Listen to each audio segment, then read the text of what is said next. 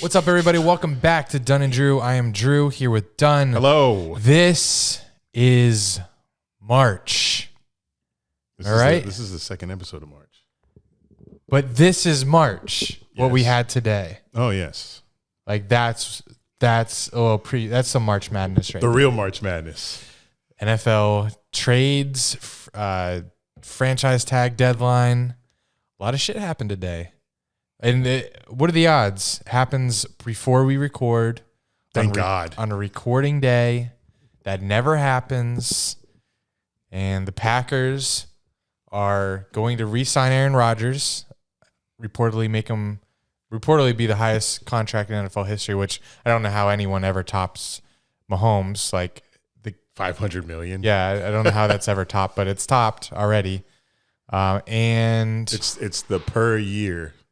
That's what they count it by, right? Highest paid. NFL contracts are not my strong suit. I don't understand them. Guaranteed, what does that mean? What is the per year? What's the signing bonus? Don't know. I'm still trying to figure it out. And I've been a fan for a long time. Still don't understand it. But I'm a name watcher. I'm not a number watcher. So I see Aaron Rodgers staying with Green Bay. It's good for Green Bay. Another biggest news in the NFL since oh man, has there been Since the Super Bowl ended? no? Has in trade wise and roster movement has there been a bigger move than the Seahawks trading Russell Wilson to the Broncos? No, not a player of his caliber. 9-time Pro Bowl winner, Super Bowl champion, been with the Seahawks his entire career. I don't think so. I mean, yeah. I mean, we had Stafford last year, but that's nowhere near. Nowhere near. Like Russell Wilson is a Hall of Fame quarterback, and he's 33. He's probably going to play for. I don't know. He's a wild card when it comes to how long he'll play for. I could see him playing for just a couple more years and saying, "All right, I'm done." Saying he's done and start raising his kids and his family. I saw he wants another baby with Sierra. So Who wouldn't? he is a family man, but it's big because he's not just Russell Wilson getting traded from the team he's been on his whole career. He's going to the AFC West that has Pat Mahomes, Justin Herbert, and Derek Carr, who's been getting disrespected all day. He's playing with his bone, bruh. Oh. Walter is a menace, guys. The puppy that Andy has. He's a little stupid. It's kind of fun to fuck with him. Like when he won't come inside, I'll fucking pick up a stick and lead him towards the door. That's cruel, actually. And then throw it away. That's animal cruelty. What am I stay? I'm gonna stay while he sits in the dirt all fucking afternoon? Drag his ass. Pick him up. Get your ass up. Where we at? Russell Wilson traded to the Broncos. Yeah. So we'll talk about it later because that's going to be an NFL segment. Bro, why did I do this? All right, before we get into the episode, we actually just recorded the episode, so this is me going back to the future. Welcome to episode 224, I think it is, of Dunn and Drew. I had someone complain last week that we did not play the intro, and in honor of the Kanye West documentary that's on Netflix, I think it's important that we keep the intro music in here. It's part of, thank you. It's part of the staple of this podcast. We've had it since day one. So fuck killing the intro till the end. Play my music. And I still won't grow up, I'm a grown-ass kid. Swear I should be locked up for stupid that I did, but I'm a champion. So I turn tragedy to triumph. Make music that's fire, get my soul through the wire.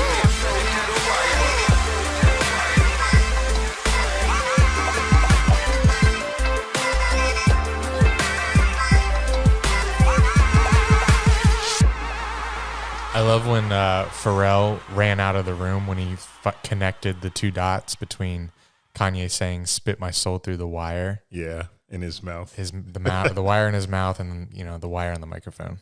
Anyway, on to the episode. All right, so big NFL news I and thought you were going to start from the top again. no, and Jaguars news too. Jaguars franchise tag Cam Robinson, which we talked about that scenario and what we expect to happen if that happened, and it did. DJ Chark did not get tagged. Tag Cam Robinson. Does that mean anything in the draft? Does that mean defensive end? I mean, are they going to draft Evan Neal to go with Walker Little and Cam Robinson, or do they trade Cam Robinson after the franchise tag? We will see. Yeah, I don't understand like how you don't understand NFL contracts. I don't understand franchise tag. But you understand NFL contracts? Like guaranteed. Come on. Just kidding. It's like you said, I get that, but I don't get this. Yeah, I don't. You don't understand what? I don't understand the franchise tag. Like they do it, and then you can still get rid of the player. I always thought franchise tag meant that they can't go anywhere.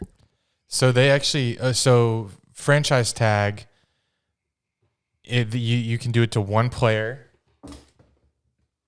You can do it to one player on your team a year, and you typically do it to a player that you can't, like Cam Robinson. Do we know if he's really good? Not sure. So let's tag him. We have to pay him the top 5 at his position, which is a hit to the cap, but we don't have to commit a long-term contract to him. So it's kind of like a prove it deal for in this case, but in like a Devontae Adams case, which I think is getting franchised. Yeah. That's more of a, oh shit, we probably won't be able to come to an agreement on a long-term contract. So let's tag him, guarantee that he's going to be here. Kind of situation. Gotcha. There was a debate on the radio today whether it's fair for the players, because in Devontae Adams' situation, if he's tagged this year and he gets a really bad injury, he does not have he's got no chance of getting a long term with somebody. He doesn't have a chance. Yeah, I mean, he'll get a long term, but it won't be as big. Like if there was no franchise tag and he entered the open market this season, I guess that's why the Packers did it. They tagged him because if they didn't tag him, he would hit free agency and they would definitely get outbid by someone. Oh yeah, for sure. So that's what sucks for him is he now has to play for the Packers at this price, which is top 5 at his position, but he doesn't get the open market, which would give him a stupid amount of money and a long-term deal. So these other guys, because not many teams franchise tagged a player. So these other players that did get franchise tagged, they're players that the team is like, we want to keep them, but we're not sure for how long, but we'll get you for one more year. Yeah, or they're afraid of them not coming to a deal and him hitting the open market, which is only in a week. Yes, and they would definitely lose the player to the open market for sure. Yeah. Especially if we're talking Mike Gesicki. Yeah, and like Cam Robinson, maybe not. DJ Chark, potentially. That's why the Jaguars had a decision to make, Chark or Robinson. See, the NBA does not have this, which may benefit if they did, because these small market teams could keep their stars. So, for example, I'm trying to think of one. Who would have left in maybe LeBron wouldn't have been able to leave to go to the Heat. They could have just tagged him. The franchise tag. I mean, they would have only been the NFL. You're only allowed to do it for two years in a row. Mm-hmm. So the Cavs could have like prolonged his career for 2 years on the Cavs. So whether that's a positive or a negative, it's probably a negative for players. Definitely a positive for the owners. Yeah, it's definitely a negative for players. Of course, they're going to make it beneficial to the owners because they're the ones that run the business of the entire league. Hey. God damn. This fucking dog. He's in our shoes. Oh, okay. Let me go kill him. All right, we're gonna let's go to our interview with Austin Lane. Great interview, fun interview, and then we'll talk some other NFL when we get back from that and Kings of the Weekend.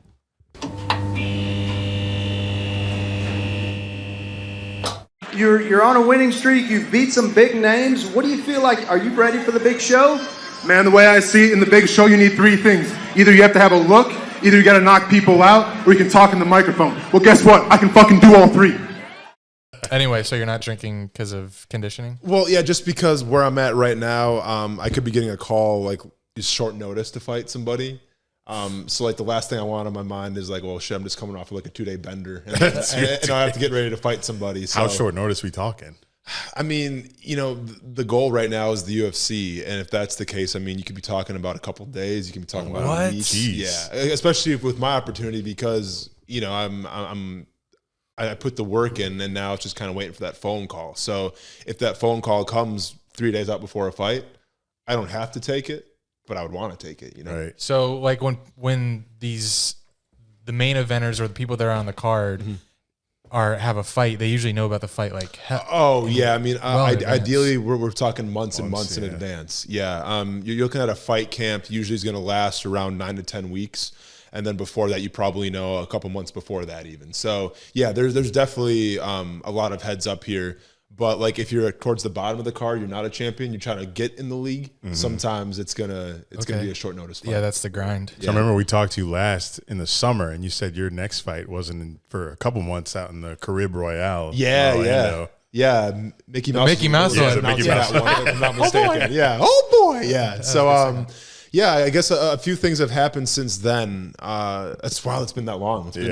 It's been forever with you guys. It's good to see you guys. Happy New Year. Yeah, Happy New Year. I hope you guys are well. Shitty Jaguar season. Yeah, shitty Jaguar season. Went through a whole football season. I mean, yeah, I think last time we talked, excited for Urban Meyer. You know, he's going to be the real deal. Going to get these guys. We asked you about Trevor. Yeah, exactly. We like to have you on every time we get a new head coach. So I like that, man. Well, hopefully it I doesn't won't see you guys in like 5 or 6 years after this. But no, as far as that fight was concerned, that fight went well in Orlando, and then I actually made the decision to sign with a different promotion because there's, you know, I was on the regional scene.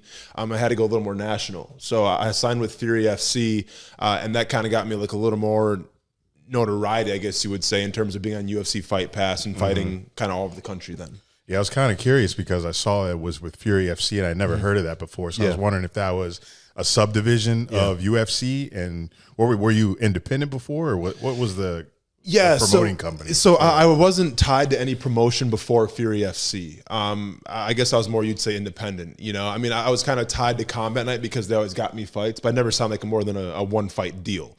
With Fury FC, I actually signed a 4-fight deal with them, and how that came into play was Mick Maynard, who's one of the matchmakers for the UFC. His best friend runs Fury FC. Do they call them bookers? Yeah, it'd be like a booker in professional wrestling, kind of the same thing. Yeah, matchmakers, bookers, yeah. So Mick kind of got a hold of my manager, my coach, and said, hey, we want Austin to do this. We think it's a good look for him. He'll get the challenging fights that he needs, and if he does well, then we'll take a look at him for the UFC. So that's kind of the process that went into signing with Fury FC, and it's worked out ever since. How many fights have you had so far with them? I've had 2 fights with them. So I fought the former champion. His name was Juan Adams, former UFC fighter. And dude, I didn't even know this shit. So going into that fight, I wish I would have knew. I was a plus 800 underdog in that fight. Wow. And the only reason I know about that is because after I beat him, I had people reach out to me on Twitter saying, dude, I just won so much money off you. Really? And I'm like, well, hey, feel free to send me a little for the trouble and everything. I had no idea. So I wish I would have known about that one. And then this last fight that I fought this past Saturday, I was the favorite in that one. Do you usually know your odds before you go in? No, I mean, though, I like the Greg Hardy fight that I had for Dana White's Contender Series. I knew the odds of that one because they were posted literally everywhere. I know. Yeah, that was his first fight? That was his his 4th fight. Okay. Yeah. And then I found out about the last 2 odds for my fights in Fury FC. Oh, didn't he get knocked out this past year? So he's actually fighting this Saturday too. He got knocked on UFC's card? Yeah, he got knocked out by Tai Tuivasa, his last fight. Everyone loved that. Who's this slugger from Australia? He's the guy that does the shoeys. If you ever seen him drink beer out of a shoe, that's okay. Yeah, that's him. Pretty hardcore. I remember that. Okay, now I remember seeing the clip of that. Yeah, that's disgusting. You ever done a shoey before? Hell no. No, there's no way, man. There's no way. So gross. It's like a dirty old boot, ain't it? Well, exactly. And if you want to take it even to the next level, what he used to do, I think they kind of talked him to stop doing it. He used to spit in it. Because that's going to make it that much worse. Because I guess when you're from Australia, you do the most outlandish shit of all time. And I saw them doing it in the crowd too. Yes. Like people were taking off random people's shoes. Oh, bro, who you telling? And like, did we ask him about did we ask him about washing legs? Did we ask you about if you wash your legs on the last? No, podcast? I don't think you have. I don't think so. Do you wash your legs in the shower? It's an aggressive question. Yeah, it is. And it's had relevant. worse. No, It is I got relevant. you. I got you. Yeah, absolutely. Yeah. Every time? Yeah, I have like a, what do you call it? It's not like a loofah, but it's like the sponge thing. Yeah, like that's a loofah thing. Yeah, Is it yeah. on a stick to make it easier? No, it's not a stick though. Well, dude, I mean, see this wingspan? I'm like Giannis, man. I'm good to go. So no, I 88 take inches. I take the sponge thing and I get my legs and everything. Okay. Yeah. Because I don't, and that was a big, that's he's the like other- just staring me down right now. That's an issue though, huh? Or not? Well, no, it's not an issue. Okay. I would. Well, he's if got it his was. reasons. I would wash if it was. Okay.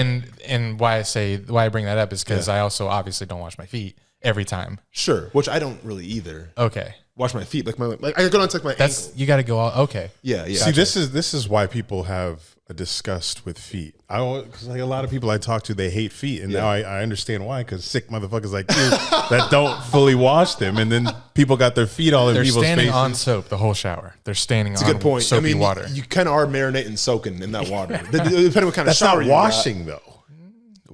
Because Okay, if so- you're using that logic for feet, then Okay. that means the rest of your body's getting soap as well, Okay. running the whole thing. So then go ahead and take, because I thought we're on the same page, but now we're not on the same page anymore. We were with I legs. mean, we kind of just fall off the wayside. So then take me through your shower regimen. You're actually like on one leg doing a yoga pose, getting your bottom of your feet and everything. Yeah, Oh, with a wow. washcloth. Yeah. Oh, wow.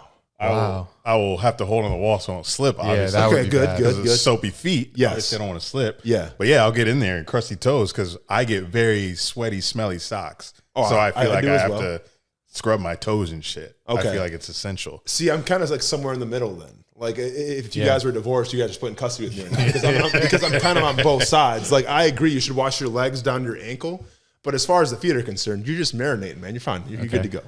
Back. Yeah. All right. I enjoy pedicures as well. So I've never had one. I've never had one either, but I want to. People swear by them. Yeah. If you're ticklish in your legs and feet, I don't recommend them. I had to get used to that. Okay. I had to get used to that. Yeah, Because yeah. I'm real ticklish down there. Yeah, we had so many players in our Like, kick locker a room bitch, you feel me? for like their game day, like so like Saturday was the day you kind of went out and did whatever you wanted to do, and then Sunday you travel, or it depends, but sometimes you travel on Saturdays. But players would go get pedicures all the time. I, mean, Yeah. I remember Rasheed Mathis like sweared by it, like Yeah. that was his go-to, and I never understood it.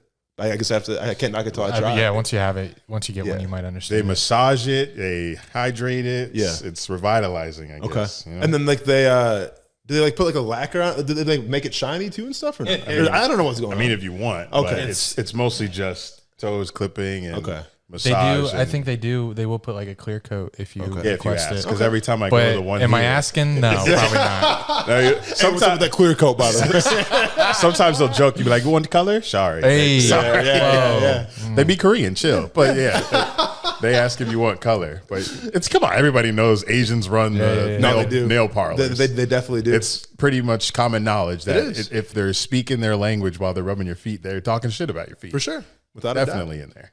So go through you winning your recent. You said you had 2 belts. Yeah, so because I've won the first one against Juan Adams, and then I defended the belt against this last guy, Eric Lunsford. So how? Oh, go ahead. No, sorry. Go ahead. I was gonna say, like, how many fights in between defending that is it usually? How many What's fights? what's the Oh, process? I mean, usually like if you win the championship, then you got to defend right away. Oh, You know right what I'm away. saying? So yeah, So, like, your that's- next fight, you're that's where I defending was it. at. Okay. Yeah, so that's where I was at. I mean, ideally, you probably want a little time off, but I want to get back in there as soon as possible. Yeah. Is that your 'cause- first championship belt in MMA? No, this would have been my I'm fake. fourth. I am a hella fake. This would have been my. It doesn't say it like on any website or anything, so it's hard to see. But this is my fourth one. Oh, I will. I had- don't know how to do it, but I'll try to update your wiki. Oh, your wiki appreciate that, page. dude. Yeah, what's up? I didn't have a lot of trouble finding, your stats and stuff. Yeah, But, yeah. you have like a UFC page even. So Yeah, which is wild Yeah. because I'm not part of the UFC yet, but there is a UFC page of me. You might wanna get your lawyers So on that. I'll tell. So for whatever reason, there's like 2 big primary sources to find like MMA fighters. There's Tapology, and then there's ShareDog. And Sherdog, for whatever reason, we had a day on the radio show for ESPN 690 where I dressed up like Gardner Minshew. It was Brent's idea, my co-host. So I'm wearing like jean shorts and a bandana. Big ass and Gardner. Sherdog used that photo of me for my fighter profile. So, dude, I looked like the most ridiculous person ever with like cut off jean shorts, a bandana, and a white T-shirt. And like that's my picture on Sherdog. Like that's the only picture we could find. Yeah, people gotta be so. No one around the UFC yet. Dana White saw that shit. It's like, nah. I think we're all set. We don't need him right now. So who knows? So and then what? Your most recent fight, you successfully defended. Yeah, your title. It was a nasty one. So Yeah. this is the one this past Saturday. Where was this? This was in Dallas, Texas, which I'm a huge fan of. You guys ever been to Dallas? Fun time. Unfortunately, I went in 2020, right when COVID, like 4 months after COVID hit. Yeah. The streets were dead. It was crazy. Yeah. I bet it's not like that all the time. No. It was fun when I was there, but it was one of the weirder fights that I've been a part of, all the way up even to like the stare down, right? Because when you stare somebody down, like in my mind, you start to win the fight right there. Right. So like we weigh in, he makes weight 263, I'm 247, all good. And like I kind of have a certain way that I go about my stare downs where we stand in front of each other. I just put my hands behind my back and I just mean mug you. Like I don't say anything.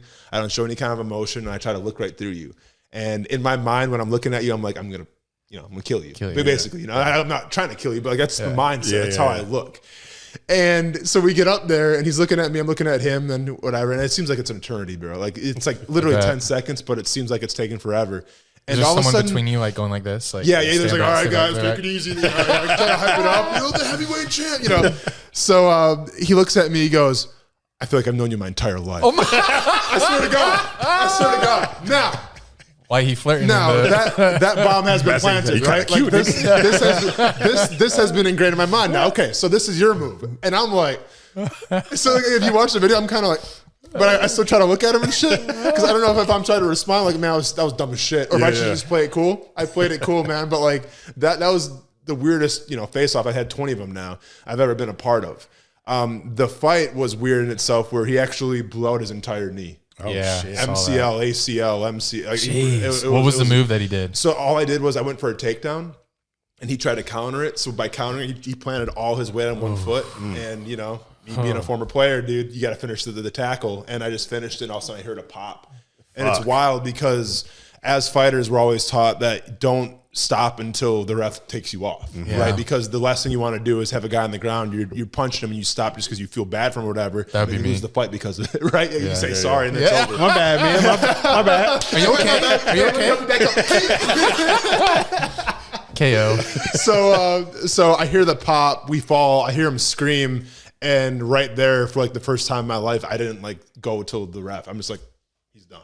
Yeah. And the ref came running over, and the ref was even confused. And I'm like, I pointed, and you saw it. So, it's a W, but like it's not the way you want to win. Right. I saw your face. You're like you're disgusted. I was pissed, man. I mean, I was pissed for him, obviously, because he put the time in as well, and you want to give him the fight.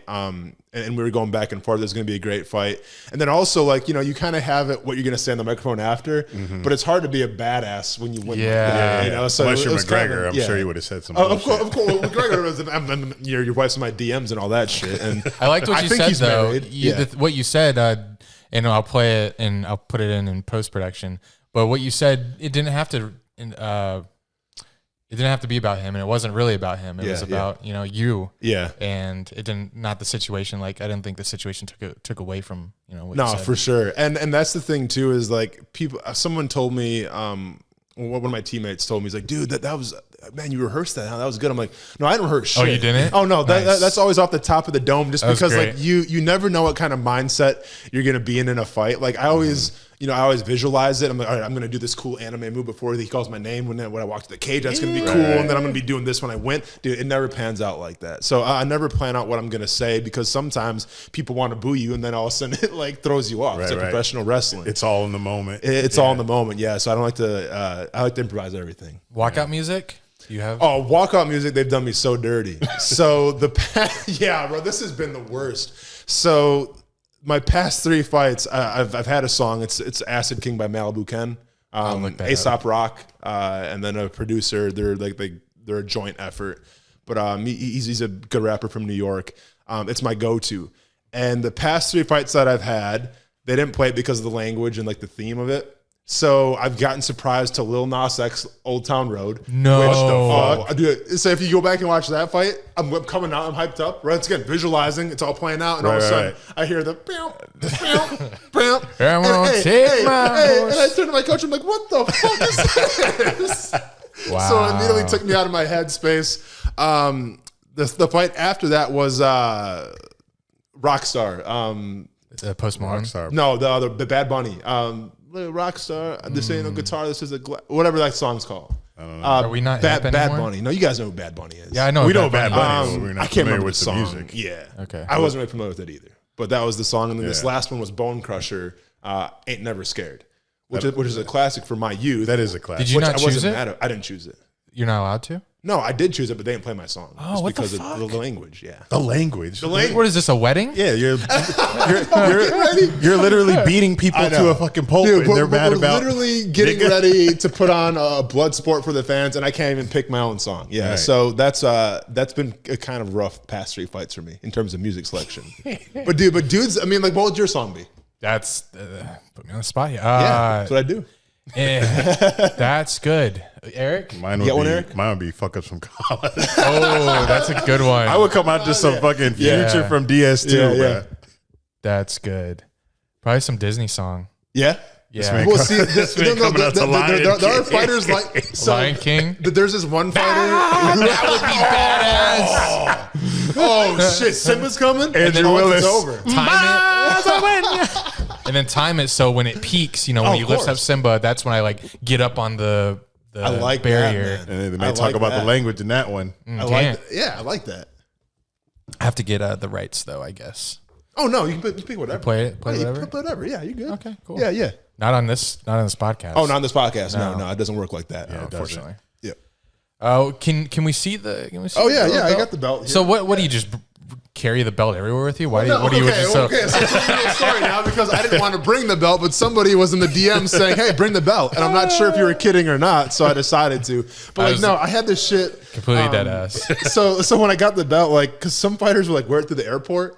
There ain't no fucking way, dude. Like, I'm not gonna. No, there's no way because people already start me enough in the Yeah. airport. Right. Sometimes Yeah. a little worried, sometimes clutching their kids a little tighter just because it's me. It's the dreads, man. It's the dreads. It's a combination Yeah. of things. But no, as far as the belt's concerned, like this is the belt. So you're lifting it very gracefully, but when he handed it dude, to me it's earlier, heavy as hell. Yeah. it is the heavy. Like I did not Take it expect. for a spin, man. You Is got it because it's real gold? Like what is? I mean, I don't think it's real gold, but like whatever the metal is, I'm like they're not messing around. My shoulders hurting. And if you smell it too, I think it's real leather, which I I'm don't not think mad I'm gonna at. smell it. I'll smell it. Yeah, it could be some real gator or something. I don't know. Oh, wow. Because it does resemble gator at the end there. Yeah, it does. Yeah. Damn, this shit. Yeah, it's This is a very belt heavy. belt, boy. Yeah, it's a belt. How much do you think it weighs? Whew.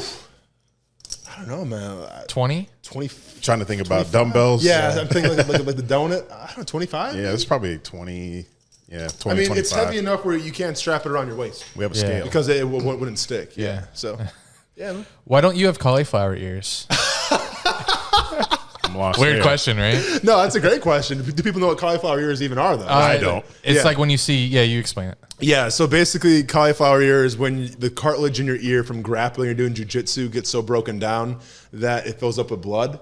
And if you don't drain it right away, it becomes like your ears just kind of close up. Interesting. So, like a lot of old school grapplers, a lot of wrestlers, collegiate wrestlers will have cauliflower ear. It's hence why they wear the headgear in college wrestling because of cauliflower ear. The reason why I don't have cauliflower ear is because thankfully I've never really been put in bad positions in grappling or jujitsu. So that's the reason. I'm starting to on my right side a little bit. I think a couple more years it'll get there, but it's kind of like a badge of courage. Yeah, a badge it of honor. is. It's like, oh, that guy's a fighter. Well, I always say like if to What do my you say, friends, cauliflower? cauliflower, Cauliflower, because like it looks the like vegetable. cauliflower. I'm Like dead. if you're in a bar, that's how I always tell people. Like if you're in a bar and you see a guy with cauliflower ear, like if you notice his ears are a little fucked up, Yeah. it's time to walk away. Yeah. You know what I'm saying? I don't care how tall, how small he is, walk away because that guy's probably an assassin. Yeah. Yeah, If I was in the ring with you, yeah. and you had to beat me the quickest, would you go for a knock? And obviously, I'm a little skilled, but For sure. Never been in Tennis, a ring. right? I've been tennis, Yeah, and tennis. street fighting. Street fight. Okay, Yeah, and street yeah. fighting. Okay, You didn't know that? No, Okay. I got you. Yeah. Okay. Street fighting. You don't know about that high school Andy. No, boy. I got you. High school Andy. I appreciate it. Would you go? You want to beat me the quickest? Knockout or tap out? Oh wow. I mean, all right. So former tennis. Oh, you still play tennis, right? Tennis, yes. Highly ranked. I'm a 4. So you have agility. So you got movement. yeah. So you got Yeah. movement. Okay. How tall are you? 6. 6 feet. Okay. 6, 192. If realistically, I would probably to tell you to pick a number between 1 and 25, 20. and then that would be the way I choke you out. Because I'm not gonna. I mean, I could try to go for the KO, but dude, if you're agile and stuff, like I might take a little. I've bit. never dodged a punch though in my whole life. Well, you're a street fighter, so you're bad. Oh, I street was lying fighter. about that. Oh, yeah. or were you? But you from behind their backs, like they didn't see you coming. Like Yeah. just one punch and then you're gone. Yeah. Okay. It is weird that I've never dodged a punch in my life. How many times Have you been in a fight? punched? No. No. I been in a obviously fist fight? will try to avoid that at Oh, all of course. costs. Yeah, we all should. Yeah. Yeah. But no, there's some that like fights. Yeah. Well, no, I mean, I've seen your pictures at the Jaguars game with the Bills fan. But I've never been in a fight either, like a punching, throwing fight. Okay, I mean, are the Jaguars That was a listening? grappling. Oh, that was Yeah, more of a grappling. yeah, Okay. yeah. But he wanted to throw a punch. Because in I the felt picture, Yeah. I drunkenly fell over the seats. I did not. Okay. Nobody I got you. knows that, I didn't except know that. unless you listen to the lost episode from 2017. Okay, I got you. So I he got you. ran to the seats after I had fell. Yeah. And then he came on top of me. Yeah. And I grabbed his arm so he couldn't hit me. I got you. Because I'm not fucking hitting this guy. I'd probably kill him. no, dude, of course. I'm drunk as fuck and Yeah, I don't know yeah. what I'm going to do Dude, with my he strength. falls, he hits his head, and then it's game over. You know what I'm saying? Yeah, Like, that's why I've never been in a fight because I don't know my own strength and I don't want to find out Yeah. because I might end up in jail. For sure. I was in jail for a whistle. I'm definitely going to jail if I hit somebody. So I can't do that. So story. I Yeah. grabbed his arms and I was like, hey, I'm not hitting this dude. I'm just going to hold his arms until people come and get him off of me. And All that's right. what happened. Let me ask you guys this question because this is something that I have noticed my first couple of years here in Jacksonville. This might be more of a Florida thing. But when you guys have found yourselves out, and I mean, I'm sure you guys have found yourselves out in a social setting with drinking where there's been a skirmish or something where people are talking shit, right? Yeah. Has it ever got to the point where any of you guys have taken off your shirts? Because I don't know what it is when like people start talking shit, like they take off their shirts and then all of a sudden it's like, all right, so what are we gonna do about it? Hell I've no. seen Has that. this ever a lot. happened? I've seen that, but I've But- never done that. Not for me. Okay, because I saw literally. I mean, this is probably 3 years ago. It's like the last time I really been out like at Jacksonville Beach. Okay, it must have been some college kids going back and forth. I don't know what it was, but the kid literally took off his shirt and said, "All right, we doing this?" And then he proceeded just to walk away. Like the shirt was off, Like- he just walked away, dude. Like, Like- if you take off the shirt, you got to commit. Yeah. Yeah, I don't know where the shirt taking off came from. I don't know what kind either. of Yeah. cultural thing that It's is. it's like an intimidation factor, maybe. I guess. But if you're not Jack, then yeah, it is. It's just. I think It's your it's flag. That's. like Rick Ross always got his shirt off. Oh, of course. But I mean, for him, I think it's more of it's the brand. Yeah. You know. Yeah, his titties. his titties But are the yeah, brand. no, I'm not taking off my shirt to try to Never fight take off shirt, somebody, okay. no. I don't want to invite that. Yeah. that energy toward me. I respect it, man. Yeah. My way of going about those things is try to cool down the situation before sure. any fights happen. And have I ever told you guys, so when I became a professional MMA fighter, this is the dumbest shit ever. I had to register my hands as weapons. Whoa. Yeah. Which is stupid. So you're always carrying. Yeah, I guess you could say Always that. strapped. I guess you could say that. Legally. But it's That's pretty But badass. seriously though, but if I was to like for whatever reason, let's say I go and get drunk and punch somebody, they could. They That could could be throw a felony? that could be a felony. I could be doing time. Oh so that's my kind of the reason why I don't go out gosh. and pursue that either. Obviously, yeah. But yeah, I mean, there's been fighters out there that have literally ruined their lives because they got a little too drunk and knocked Yeah, somebody and they out, knocked somebody and out. it wasn't self defense. Yeah. Wow. Yeah. That's I crazy. actually saw a story of that pretty recently of a guy that was in UFC, I think, Yeah, who yeah. knocked somebody out. Yeah. And he's going to face time for sure. It's not gonna be good. Yeah. So do you have to get like an open carry permit? Or do you have to put them in gloves all the time? Big oven mitts. Safety's on. No, it's not like that, but I wish. Well, speaking of hands, the NFL Combine is going on, and Yeah. Oh, nice. boring. I used to like the Combine, Yeah. because I was a little bit more naive, thinking that it mattered. But the most, I guess, the biggest story so far was today when what's his name, Kyle Pickett, Kenny Pickett. Kenny Pickett? From Yeah. Pitt. Yeah. yeah, Hand size. Yeah, hand size. He would have the smallest hands at 8.5 inches. So what do you think? Does that matter? Like Michael Vick So, had the Mike biggest Vick had bullet, 8.5. Yeah, Vick had 8.5 and as he was well. the strongest thrower of the football. So, I mean, I got so many combine stories that I can share, and maybe I will tell you a couple of them. But to me, the combine, at least when I was there, this is 2010, it's such a waste of time in so many areas.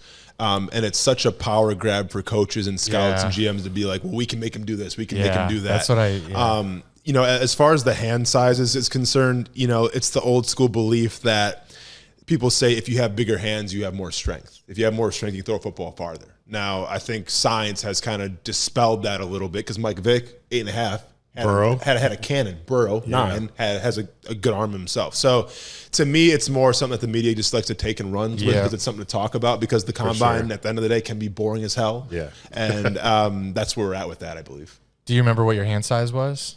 I think 10 3/8.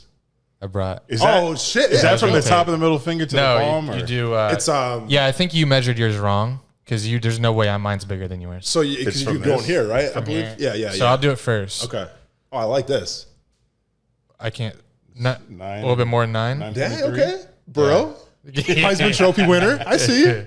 Yeah, a little bit more than 9. Super Bowl contender. So stretch as much as you can.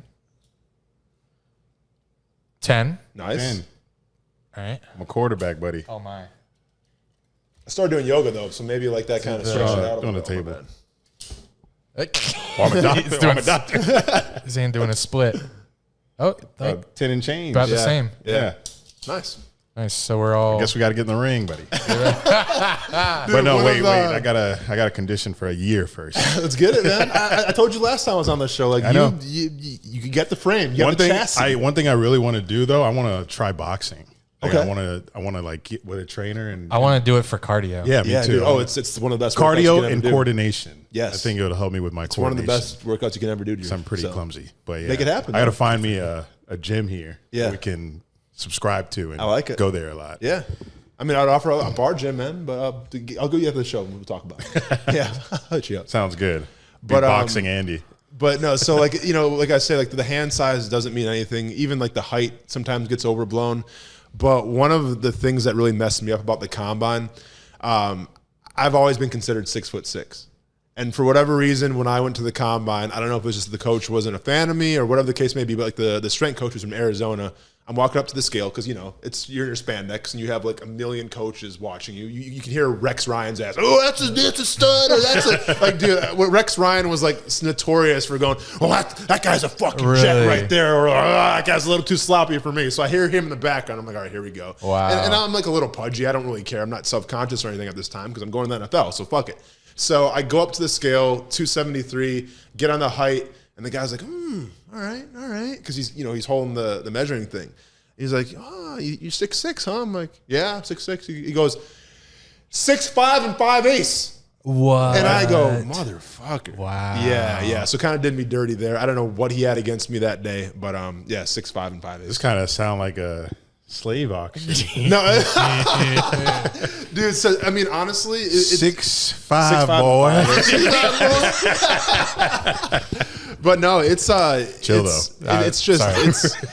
it's such a wild process, I mean, there's the point where you're in your spandex, you're laying on a table, and you have 32 team doctors poking and prodding at you, seeing your injury history and all that shit, and it's cold, it's awkward, it sucks. What was your most?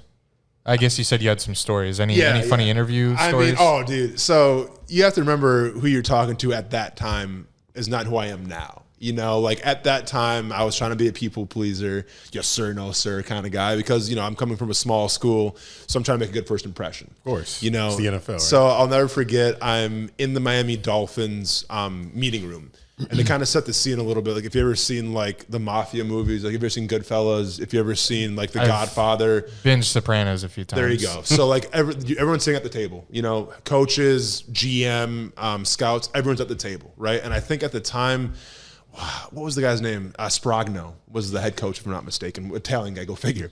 And and then the way it is, it's like when you walk in, it's all eyes are on you, right? So you're sitting at the head of the table, basically. So I walk in. Okay, Roman Reigns. Yeah, nicely done. Yeah. So I'm walking in, it's kind of dark, so it's kind of hard to see everybody, and I'm sitting down, and like I'm nervous as hell. I'm sweating, dude, because like I'm trying to make a good first impression.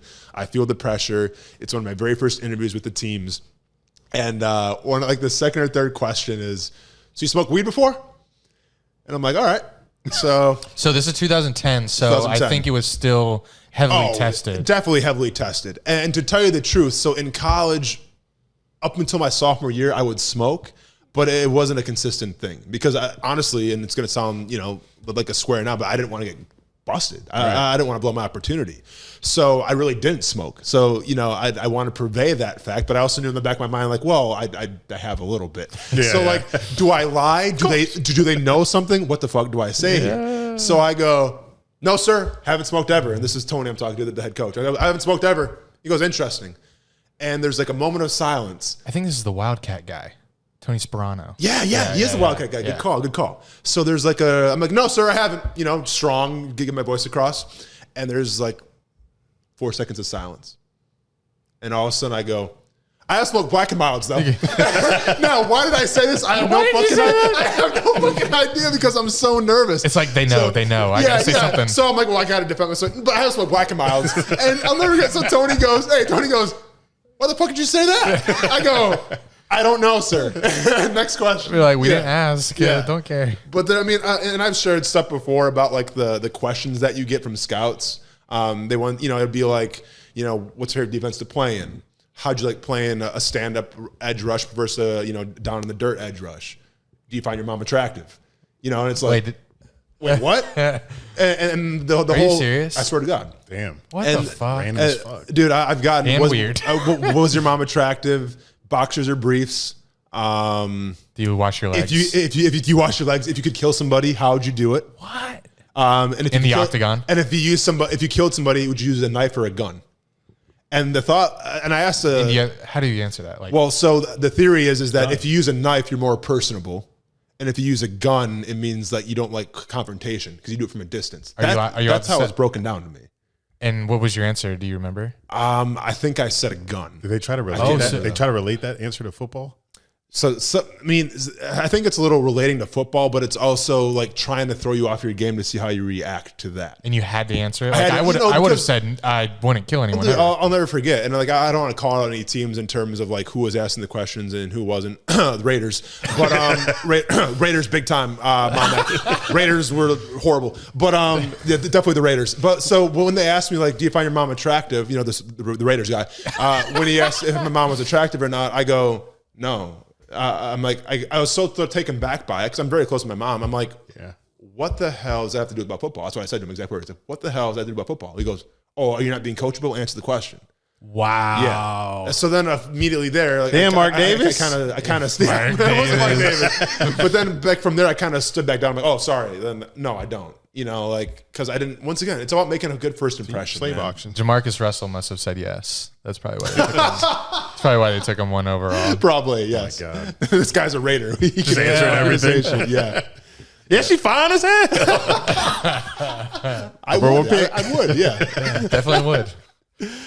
What drill at the combine for us Jags fans? And wow, I think we may have. I think the biggest percentage is narrowed down to Evan Neal. I think a big chunk of Jags fans think that he's going to be the pick and that he should be the pick. Did you see his picture, by the way? His did. 337. Yeah. Well, okay, so here's the thing. It's a great picture, but it's like the Instagram side profile. Like, are we hiding something or not? You know what I'm saying? Like, is that what you're really rocking, or is it just the angle of the camera? Did you see the front picture was at the podium? No, too? I didn't. So is the front picture That's legit? the one I'm talking about. He has a shirt on though. Oh yeah, no, I've seen that one then. But he doesn't look his weight. It's crazy. Yeah, where is that 337? No, it's Big bones. But as the that scouts ass? want to say, sand in his pants. That's what the scouts say. He's got sand in his pants, which is it's the dumbest term of all time. But it's the old scouts. It is what it is. So I would say it's probably in the lower body, which is good. Yeah. You're an offensive tackle. Yeah. So if for the Jags fans or just for us, in case it is Aiden Hutchinson or Thibodeau or any of the other rushers, what drill at the combine, and I think by the time we release this, the combine will be over. So this is whatever. What drill is most important, do you think, for determining success for a defensive end edge rusher type? Yeah. So, if you've ever watched the combine, you're going to hear the scouts say fluidity and good hips at least like 25 times. If you're playing a drinking game and you want to get absolutely fucked up, every time they say good hips, take a shot and see where that gets you. You're going to finish that bottle in no time. I think the drill that's going to purvey that, and it's really the drill that made J.J. Watt all his money, because J.J. Watt at the time was considered a high motor guy, which I always feel like they tell it to white guys for whatever reason. Like Aiden Hutchinson is a high motor guy. Yeah. Is it because he's white? Like, no, I mean, there's high motor black dudes out there too. It's just for whatever reason, they always get tied to that. But Watt out of college was a high motor guy, but they were questioning, his athleticism in terms of bending and all of that stuff. Watt goes out, has a fantastic L drill, and that's what kind of put him on the map. So if you're asking me the drill that I would be watching to see, how's it going to translate to pass rushing? It's the L drill. And what do they do in the L drill? So the L drill, it's like a shuttle, but it's like a shuttle on steroids, where you go down, you come back, and then you turn, and then it's almost like you're making an L. Okay. One of my worst drills I did at the combine, by the way. I think that went my slowest time out of everything. So fantastic. So you did your combine, and then you also did the Senior Bowl. Did the Senior Bowl as well. So it was the Senior Bowl then the combine. Senior Bowl then. Yeah. And you scored, didn't you? At the combine? Oh no! I had scores. Yes, I had scores. Some were good, some were bad. No, I scored a touchdown at the Senior Bowl. Nice. Yeah.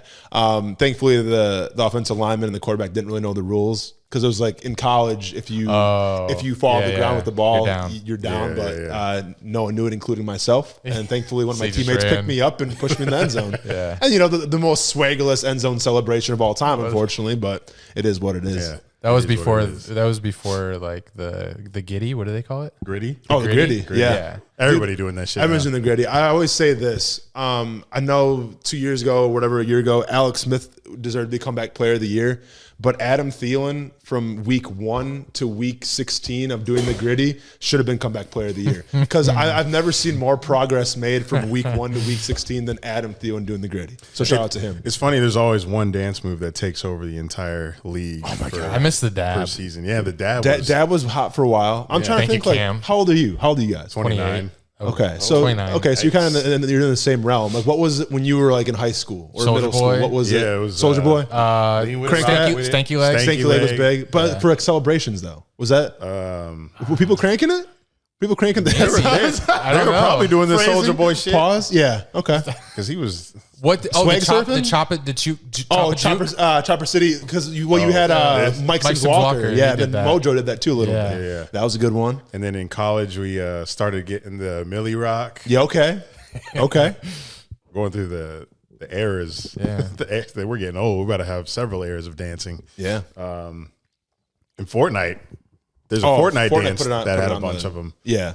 Fortnite put like I think the celebration on the map. I mean, you've seen so many now from Fortnite that have come into fruition. Yeah, Fortnite was a big part of the celebrations that happened in the NFL too. Yeah.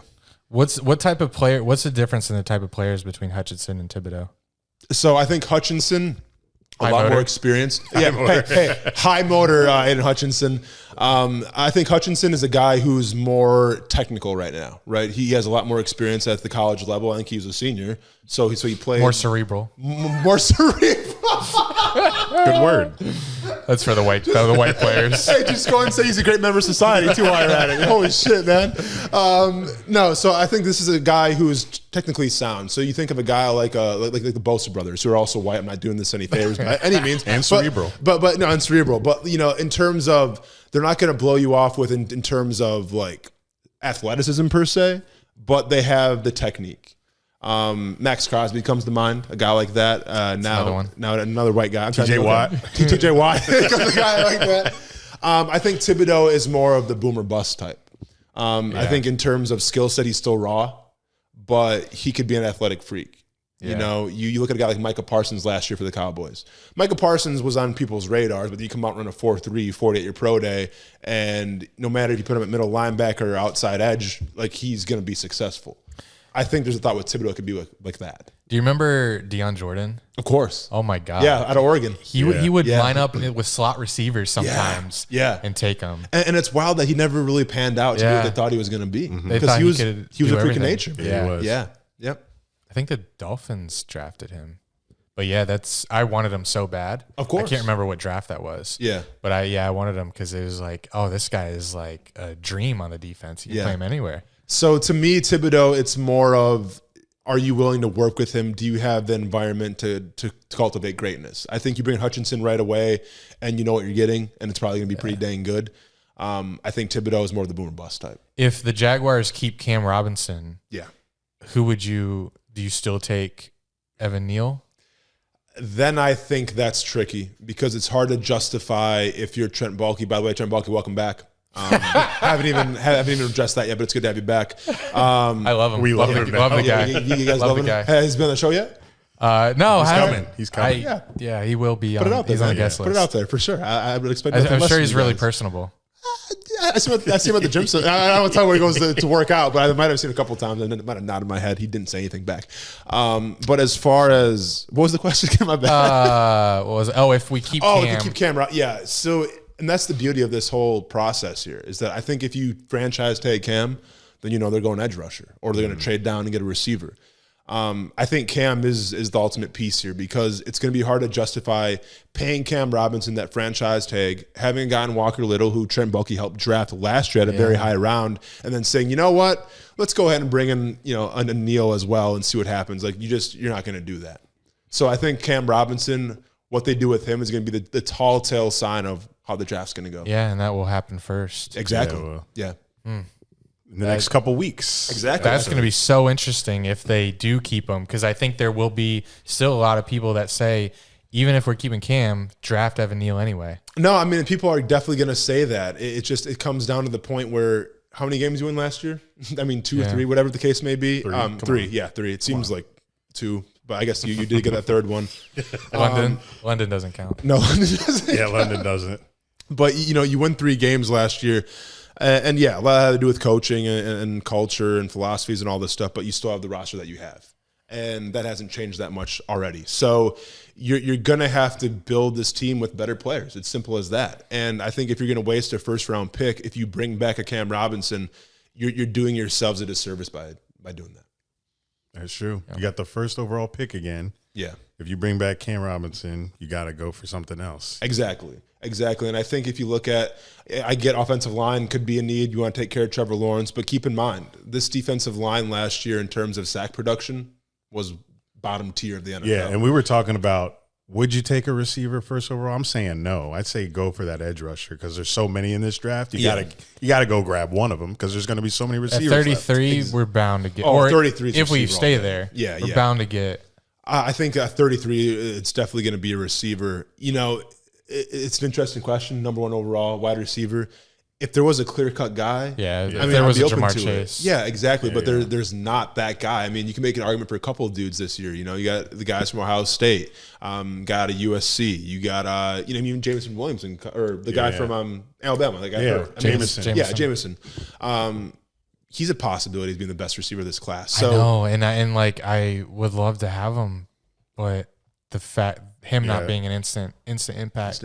That sucks. But do you think he's not going to fall to the second round either? I don't think. You don't think? I don't think so. Well, Waddle, what did Waddle fall to? He did. He was in the teens, wasn't he? He was in the teens, and he was coming off of something. Yeah. So I don't think he's going to fall a second. If he did. And he led the league in whatever stat. But here's the thing, though. If the Jaguars want to trade up at 20, so say you get whatever, Evan Neal, Thibodeau, Hutchinson, all right, cool. You got your guy at number 1. If you trade back up to the later rounds to get a wide receiver, I think the city would celebrate that. Yeah. Oh, for sure. Yeah, definitely. Yeah. I want a premier free agent wide receiver and a second round or late first round pick receiver. Absolutely. That'd be That'd be perfect. Enough With said. an edge rusher and a tackle. Yeah, I mean, this team needs a lot. I mean, you have what you have. There's so many spots you can upgrade at as well. And I think edge rush, offensive tackle, where it sits right now without Cam Robinson, we'll see with that, are two of the big spots, and wide receiver being one of those as well. I think our best room right now is DBs. You're not lying. The secondary, and that's not really saying too much. I don't know, that QB room with Trevor and Beathard. Beathard. Hey, Beathard gonna go stupid in the Hall of Fame game. Let me tell you. Are you guys going to that? It's pending. Okay, We're going to the draft. nice. Is that Vegas, right? Yeah. Yeah. Dangerous. Oh, Dangerous. Vegas fun though. You'll have fun. Yeah, Vegas is fun. Yeah. Canton, not so much. But Yeah, Canton. The Hall of Fame. But everyone's cool, gonna be But I can go there. on YouTube and watch some videos. What? yeah, it's just that I don't know. Like all the NFL, whoever is important is going to be there. So it's a great opportunity to potentially Network get and into stuff. a party. Yeah. know? Networking for sure. That's how I see things like that. Yeah. I might meander my way into a Tony Baselli party. There you go. No, that was the best part about going to the Super Bowl all the time. I used to work at charity for a food bank, so all my flight was paid for. But then going to Super Bowl parties was the best thing ever. That's what he just started a nonprofit. I think that's what the movie's trying to make. Get in the Super Bowl. Well, no, Just just like- use it to I got you. Yeah, get to events. Well, that's not the main reason. Oh, I was well, gonna say yeah. screw the kids and just I mean, yeah, the kids are great and everything, but hey, unlimited drinks. I'm you know what I'm saying? trying to live the dream, man. You know what I'm saying? I mean, the kids are great and everything, but Shit. no, that reminds me. I had when I played with the Jaguars, we had, they try to get us to be involved in the community and start our own like charities and foundations and stuff. And the thing that I wanted to do was called Shots for Tots. And what I wanted to do is every time, like during the holidays, every time like you had a shot at a bar, some money from that would go towards like getting kids Christmas gifts. And Okay. stuff. And like I had a presentation and everything to the PR department. And dude, I was like Steve Jobs. I'm like, all right, we're gonna do this, we're gonna do Yeah. this, and I was rocking a turtleneck and everything. And unfortunately, they shot it down. Like, Yeah. you can't have kids and drinking. But I'm like, it's Jacksonville. They're like, how are we You're gonna get justify money. this? Yeah, but it's like, I mean, who cares where the money comes from? It's going to the kids. You know what I'm saying? Yeah. Didn't work. We do this new game on Wikipedia Okay. where I'm going to pick a random player, Okay. and for the first round, I'm gonna make it a little easier. I'm gonna pick a player that you played with. It's And not that easy. Have you seen the roster turnover when I played? Turnover for every point. player Oh in that my franchise. god! Shit. Dude. Have you point. seen the roster turnover, Drew? Okay, what do we got? So what I'm going to do, I'm going to scroll. The game is I scroll up and down. You tell me to stop, and the sentence closest to my cursor, I'm going to read, Oh shit! and we'll see how many rounds it takes you to get this player. I like it. Okay, Struggles with reading sometimes. Okay. just- So tell me when to stop. stop. Okay.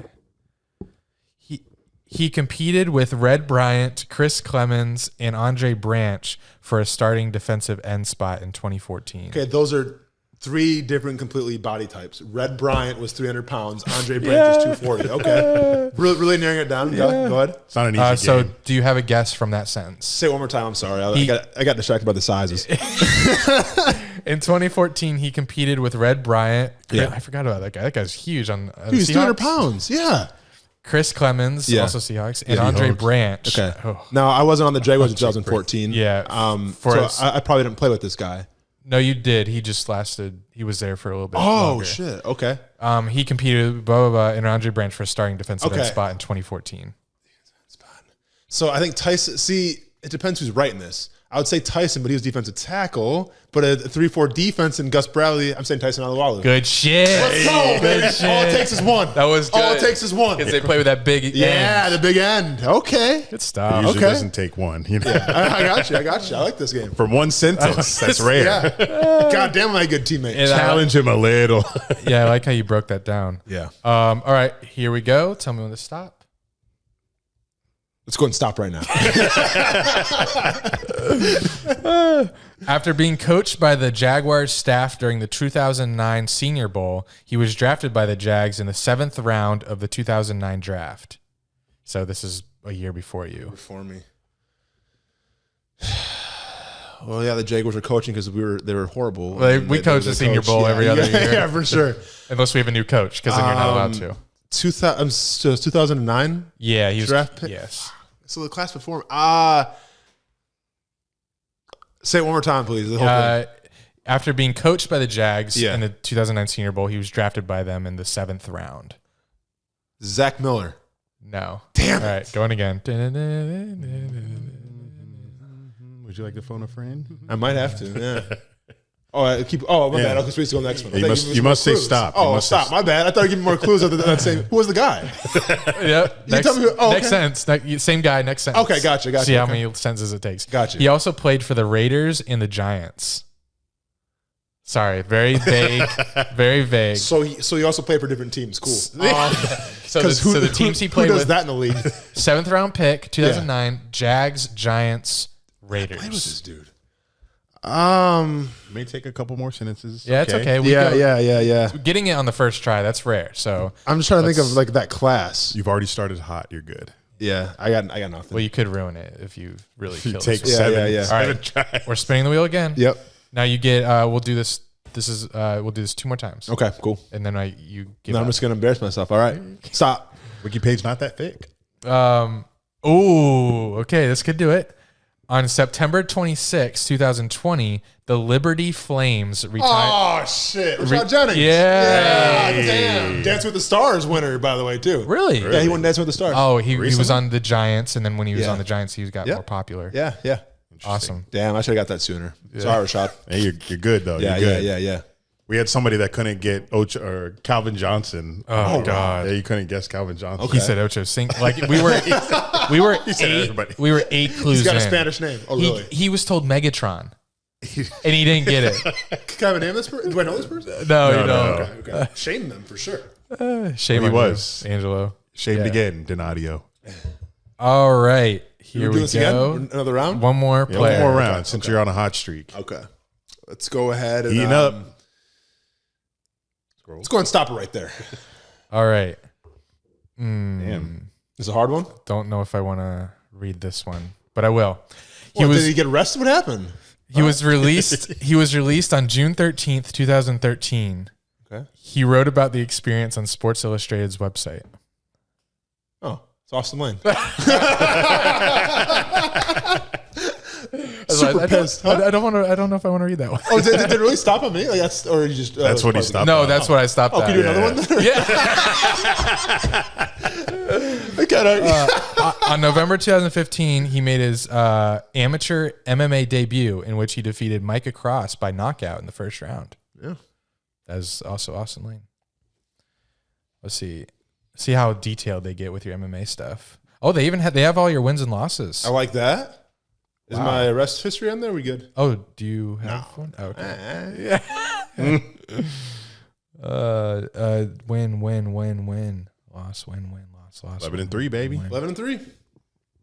Hey, the Jags give me that? Do these like a picture of me on Wikipedia? Don't think so. No. Damn, okay. I wonder how we do that. I'll take some glamour shots or something, man. Yeah, shouldn't we be able to do that? I don't know. It's I might try to find your Gardner Minshew. Oh, there you go. Yeah, just go on Shirt Dog. I'll do the one with you next to him. Yeah, you Yeah. stand on top of me. You knock me out with the belt. That's it. Cool. So you got to defend this title again. What's your next fight? No, so it's kind of playing the waiting game now. You know, I mean, the UFC's always been the goal, so I'm hoping that I get a phone call sooner rather than later, and I'll stay ready until that time. So the what's the promotion you're with? Fury FC. You don't have a next fight lined up with them yet? Not right now, no. They run like every month or so. So like they're kind of like, you know, backloaded right now in terms of like the potential matchups and everything. But I mean, I'm sure if I call them and ask for another one, they can provide. So I got 2 fights left with them. But if I go to the UFC, then that contract's void. That's cool. Yeah. What's the workout plan now? Man, just kind of maintaining. After a fight, I kind of take a little bit of a break for about a week. Just kind of chills, go for some runs, and just, you know, stay loose. And then next week I'll start ramping back up again.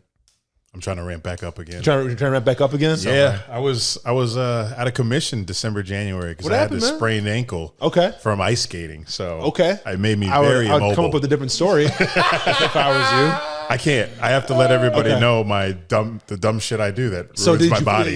you fell and So it's not even like a great story. Everything I do is like I feel like SpongeBob. My because- story is pretty bad about how I tore my pulled my hamstring. because I'll tell it next. I wasn't Can't even wait. skating. I was holding on to the fucking side and going slowly, and I fell in slow motion and twisted my shit at the same God. time.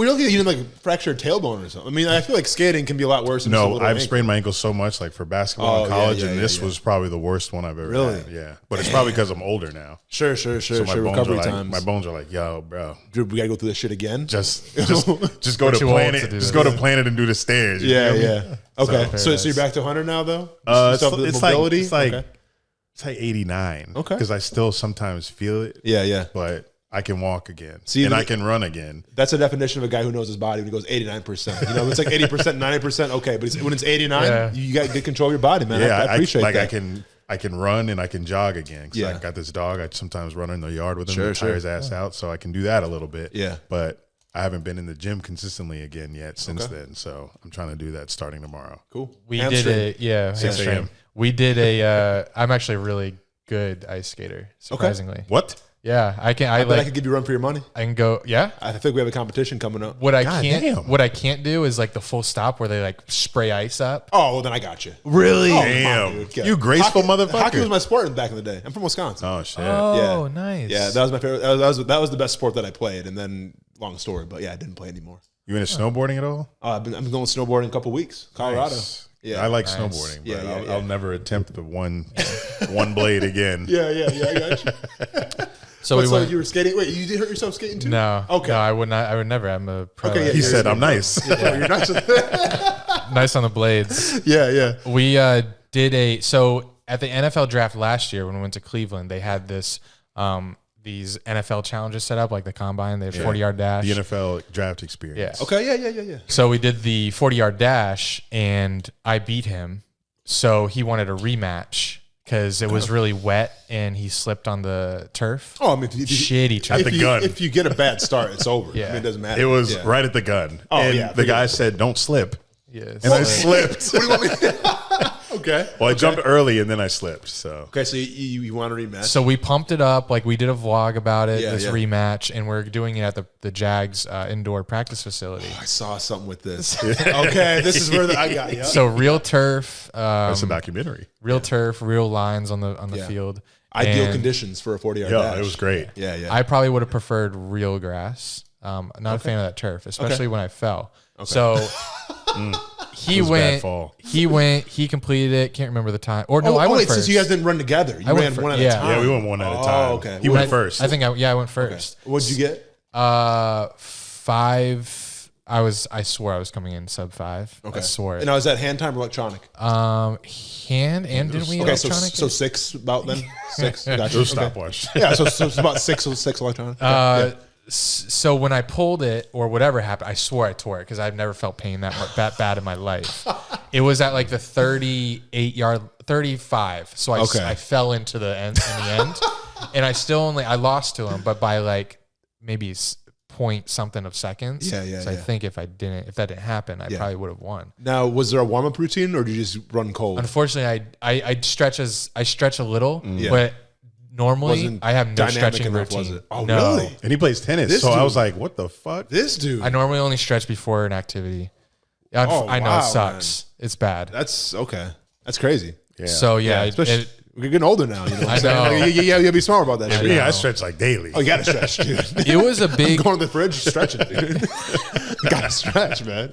Clean, by to wash your legs. Stretch. Yeah, stretch. I stretched before you came here. I was just, I saw you in the window, man, doing some. oh, you did? Got a podcast. or something. I was like, all right. Yeah, it was a big wake up call and a very upsetting wake up call. I was like, Oh, yeah. like my body, like it's not the same that it was. Like I'm really gonna pull up, weak and like that and fall falling on that turf. Yeah. Oh my gosh. Yeah. Have you ever got scraped up when you're of playing course, on ash? Oop. Yeah. There's sometimes there's contact in football where I've tackled people on the turf. Yeah, there's contact. for Damn, sure. that hurt so bad. But It's so like now a what's going to massive become of rug the burn. race? Are you guys done with this? I mean, I feel there's got to be well, a grudge match. I need a I mean, healing. he needs like an herbalist, Because I don't know if I trust myself running full speed again. Yeah. I don't on either. this- I don't on trust this myself ankle. Oh running full man, speed. mentally you guys are both defeated.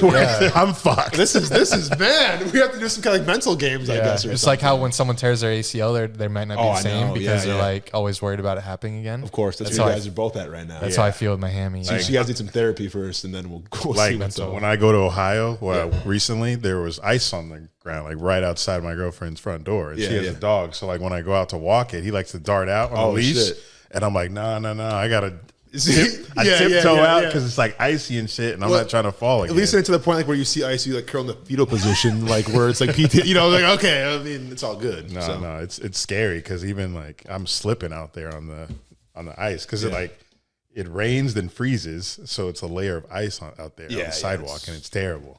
I'm sure you know in Wisconsin. That's why I'm in Florida, man. You know what I'm saying? That's why I'm staying here now. You just don't do water frozen or liquid. Do you like ice cubes in your drinks? Oh, I do. Okay, cool. Right on. It triggers him though. He can't listen to the ice when it pours. I cover my ears. Gotcha. But yeah. All right. You got anything else? Think that's it. Cool. How can if they want to listen to your podcast or anything else that you're doing? Yeah, so 2 morning shows here in Jacksonville if you're local. ESPN 690 from 3 to 6 talking about the Jaguars primarily. We throw some golf in there, not by my choice, but go ahead and crunch on that. TPC coming up. Yeah. TPC coming up. So you guys going? I do have Friday tickets. Right. Oh, Friday tickets? Right. Okay. Yeah, hit me up. I'll be there, man. Okay. Oh, dude, the media room with the food. Mwah, chef's kiss. Wouldn't know. Oh, are you hosting shows? I got you. Hosting shows there? Yeah, hosting shows there for sure. I just did media for the Honda Classic in Palm Beach. Yeah. And they had great food for the media as well. They don't play around. I'm sure TPC is 10 times better. Talking like whatever. I mean, I'll bring you some steak tartare, lobster rolls, all the tartars, man. We got steak tartare, pork tartare, salmon tartare, all the tartars. All the tartars gonna be there. Yeah. And then the morning show, Megan and Austin in the morning, 95.1 WAPE. We talk a little bit, play a lot of Olivia Rodrigo if you're into her. Bro, she's super hot right now. I was riding in the car with someone the other day, and you guys were on. I was like, I bet this next song's Olivia Rodrigo. Oh, it wasn't it?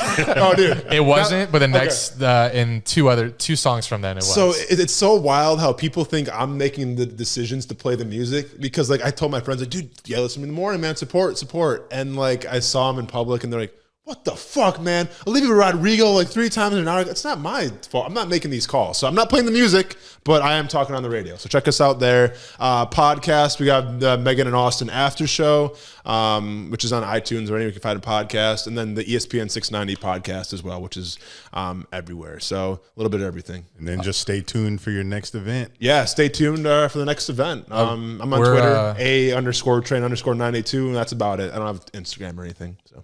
Can't wait for that'd be awesome if UFC gives you that call. It'd be fun, man. We got UFC coming here in April, so that would be oh my god. I mean, yeah. Come on. I mean, yeah. They know where you are, right, Jax? They know where I'm at. Yeah. So that'd be a good one, but we'll see, man. I'd 100% be there. That'd be so sick. Absolutely. I want to try to go anyway. Shit, I mean, I don't got a lot of corner guys. You guys can come in the corner, man. I don't care. Do what you gotta do. What do you mean corner guys? Well, because because I don't know we how could it be in works this corner. UFC. Yeah, because I think you can have 4 guys in your corner. Oh, Usually only have 2 guys in my corner. So who knows? Bro, that would be. I'd be like, you good? You good? Takedown. Knock him out.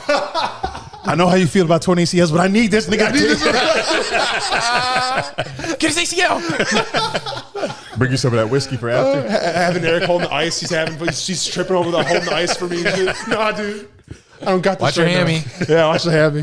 Cool. Our uncoordinated asses in your corner. That would be amazing. That would be dope, though. Like, we've done a lot of crazy things since moving here together. So, well, not crazy, but access to more things than in the past. Well, hopefully it works out one day, man. It'd be cool as shit. Would be. Yeah. All right, let's take our picture. All right. Thanks for coming on. All right. Thank you, Austin. Y'all stay casual. All right. We are the kings of the weekend. Was a slow week out here after our last podcast. But my king of the weekend is this guy sitting right next to me. Walter? Andy. Fuck your dog. Oh, my God. I agree. He cute, but fuck him. He cute for like 4 hours out of the day. And that's it. And then there's some of the hours he's like chilling and just resting. And then he has hours during the day where he's an absolute piece of shit. And then chills again and then piece of shit again. It's like he can't go on a run of chill and then piece of shit. He's got to alternate. Yeah. Especially at night. Oh, my God. But anyway, fuck. King of the weekend goes to Andy because he has helped me get back into my fitness grind. Oh. Yes. Well, so it's not really me, it's you. Oh, no. Without you, I would have had to come up with another mode of getting to the gym that's 10, 12 minutes away from us. Yeah, it sucks. So I steal his Jeep at 6 a.m. every morning. You may be stealing a Prius here soon if gas prices don't go down. Yeah, he's talking about getting a Prius, which I haven't seen those around here. I mostly see them in Los Angeles. The Uber drivers drive those around Los Angeles. But I steal his Jeep every morning, 6 a.m., go to the gym, come back, drop off the keys, and I say, thank you very much, buddy. Well, then my king of the weekend goes to Eric. Great. For dealing with Walter during the day. I'll tell you, during the day, what? It's just, he's next to me. Oh, I thought he went this way. Yeah, he did. He's quick. He's back? I didn't even see him come back. What the fuck? This dog think he quick. He not that quick. He be getting up slow motion and then running. But Walter's okay if I'm still trying to learn him a little bit. You know, when I stayed home, worked from home, and on the weekends, I realized because like when I go to work, I put him in his playpen, and I did when you were out of town and for a while. So he's used to like low energy during the day. So when I'm home on the weekend or during the week, he'll like, what I've noticed, I don't know what your experience is, but he'll just sleep all day. He'll get up every now and then to go potty and look around, get water, but he's usually chill during the day. But at night and in the morning, he is, it's wearing me out. But they say it's worth it, so just gotta get through this. Well, you know it's worth it because once he gets older, you'll be fine. It's just dealing with the puppy ages. And I've never had a puppy, so I've never experienced something like this. So I'm definitely never looking into getting a dog, like a new dog at least. This is like birth control. But I've got a routine now, so I'll get back from the gym at like 8 o'clock. Andy will put him in the pen. I usually leave him in there till about 10:30, between 10:30 and noon. I'll take him out, or I'll take him out before that if he's like consistently whining, which he doesn't really do. But sometimes I'll just take him out because he's been chill and I'm Little reward. And I'm like chilling in the living room, so I'll let him run free. But if I have to do something, like tomorrow, I have to film a video for DirecTV. That motherfucker's gonna be in the pen the whole time until I'm done. But if he's barking or whining while I'm trying to film it, I'm gonna be pissed as fuck, and I'll probably like have to give him like water or food to keep him like contained. Because when you give him water and food like during the day, he'll go back in there and he'll just sit and be chill until he has to fucking piss or shit. But today he was being a fucking asshole. Right? He would go to the door. I take him out the back. Oh, can you take him out the front? Nah, never mind. Fuck it. Do whatever. Well, he peed like every time I took him out in the back there. And only because like when I want him to tell, in order for him to tell me that he has to pee, I need it to be like the same door. So like he doesn't stand by that door and I don't see him and he just pees on the ground. But if it's the same door every time, he'll still stand by the door that we take him out if it's consistent. Yeah, he was standing by that door and that door. So he does both. But I took him out every time he would pee. And then I think he gets comfortable being outside. And he likes going outside because he likes to eat all the shit on the ground. So I think sometimes he'll just stand by the door to get me to take him outside just so he can eat shit on the ground. And then he'll sit there and not respond to his name, not respond to let's go or come in or treat or food or water to come. I don't think he knows those words yet. I know, but I'm trying to instill some vocabulary to get your ass out of the grass and come back inside. So he just lays there and sits there and will gnaw at anything that's next to him in the ground. And it's impossible to get him into house. So I have to pick him up and put him in the damn house. But I do tease him with the stick to get him inside. So there's also Cheerios but he's like he'll forget easily. So he'll forget once I toss the stick away and he's inside and I give him something else. He done. He forgot about the stick. So I don't think it's that cruel because he's on to the next thing already. That's Walter trying to get a cameo right now, if the mic picked that up. But Walter is definitely not my king of the weekend. Never will be. Maybe when he's a full-grown golden retriever. But thank you, Andy. I'm on my shit. So what do you think about do you think any team won? Well, I think the Broncos automatically won this trade. But do you think the Seahawks won it all? Was it a win-win? I think the Broncos won in the short term because they finally got the QB after they've been searching for since Peyton Manning left after they got their Super Bowl win. They've been battling for a quarterback like Drew Lock, Teddy Bridgewater. They've been going back and forth trying to find who can compete with Mahomes and now Herbert and a little bit of Carr in this division now. So I think Broncos won for now, but it depends how long Westbrook, talk about him later, Russell Wilson stays in the league, because you're going to have to find another quarterback to replace this man if he doesn't stay that long to go against Mahomes, Herbert, who are going to be in the league for another 6+ years, barring any major injury. So Broncos, they got 2 first-round picks, 2 second-round picks. Seahawks. Yeah, Seahawks did. They got 2 first-round picks, 2 second-round picks, some players, and I think that's it. But I think Seahawks will be good. I imagine the first-round pick starts this year. I should. It definitely should. That's crazy. So that's probably going to be the highest pick that they get from this haul. I'm Were you torn? no, Broncos win automatic dub. Yeah. Seahawks like 2 first-round picks for Russell Wilson, Like, Hall of Fame quarterback. But the reason he's leaving is because they changed their offense and went to run first. So he wanted out of there. He wanted a new scheme. Relationships just weren't working. Is that anymore. is that serious? I guess that's what they were saying. That's the reason why they. Because Could have if been literally anything else. That's just what I heard. if you run your quarterback out of town because you change your offense, that's on you.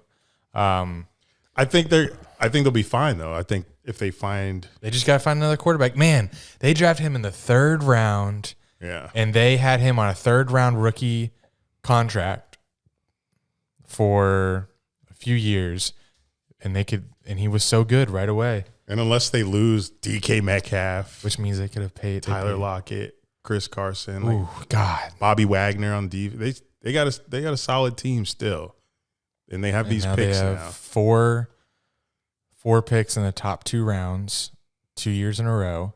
Yeah, they just have to capitalize. This year, I don't think they should be looking for their quarterback. Maybe they'll get lucky next year with the quarterback. And they weren't doing horribly with Geno Smith back there. He dropped 30 on us. Yeah. But I think Seahawks will bounce back eventually. How about the fucking AFC? Come Oh on. my God, yeah. Give us a break. Yeah, we were talking about Rodgers going to that conference, and now it's Russell Wilson. It's not any better, but Jags play the entire division next season. That of course. sucks. Of course, we do. Chiefs, Chargers, which is on the road. Chiefs is on the road. Raiders here in Jacksonville, and Broncos here in Jacksonville. I can see the Broncos winning that division. Already. Is this going to be like your Chargers take? Bold as fuck? It's not that bold. I think it is. Well, maybe not, because Broncos, they win 7 games? They're going to be so good. They won 7 games with Teddy back there, Teddy and Drew. It's because that run game came out of nowhere. I remember playing fantasy football last year, and Javonte Williams or something was this Broncos running back going off. And just a couple years ago, it was Phillip Lindsay who was dominating that backfield. Now he's on the Texans. And I don't know how Broncos keep finding these players. Maybe their O-line's good, but I'm not a guy that knows offensive lineman names, so it's probably on them. It's probably why Russell Wilson, I don't know if he had any say in going there, but I'm sure if he did, It was pending his approval, the trade. So if he did, he chose a good spot because they have a great run game, which means the offensive line's got to be somewhat decent. And if Russell Wilson is protected, he's going to get you the fucking ball. So Jerry Jeudy is going to be on one this season in Denver. So I'm happy for y'all Broncos fans. I'm not happy for other AFC teams because this conference is just stacking up. It's becoming it's becoming like the Western Conference of the NBA of the 2010s. Yes. The gauntlet where you were in the NBA, it was either like Lakers, Spurs that you had to get by. But everybody in the AFC is damn near a Super Bowl contender. It's kind of scary. So, Broncos are, Chiefs are. That whole division, Raiders. that whole division, damn near made the playoffs last season. Yeah. Broncos were like a game away. Chargers literally could have tied and made the playoffs. Raiders almost won against the Bengals in the first game. Chiefs always going to be there. So all 4 of those teams will not make the playoffs. Only 3 of them can. Mm-hmm. And I mean, only 3. The wild card teams are going to come from that division. They have to, unless because they play each other, one of them because they play such a tough division could get knocked out because of their schedule. Yeah, but we saw that last year though. Raiders and Chargers were tied there at the end, and it came down to that last game that they played against each other. So basically, if we're Jags fans, we have to win the division, which isn't that crazy. I mean, I think it's far-fetched this season. Yeah. But I think, the safest bet always is to win your division. I mean, thank God this isn't our division. Yeah, I'm ecstatic that this isn't our division, but we did have the division with Peyton Manning, so those were our years of hell. So I'm glad I'll take another hiatus before another star quarterback comes back to our division, but I'm hoping Trevor Lawrence is the star quarterback of our division for the future.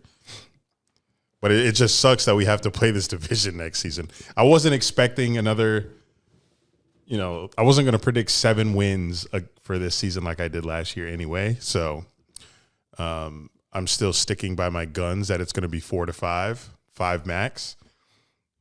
But playing this division does not help.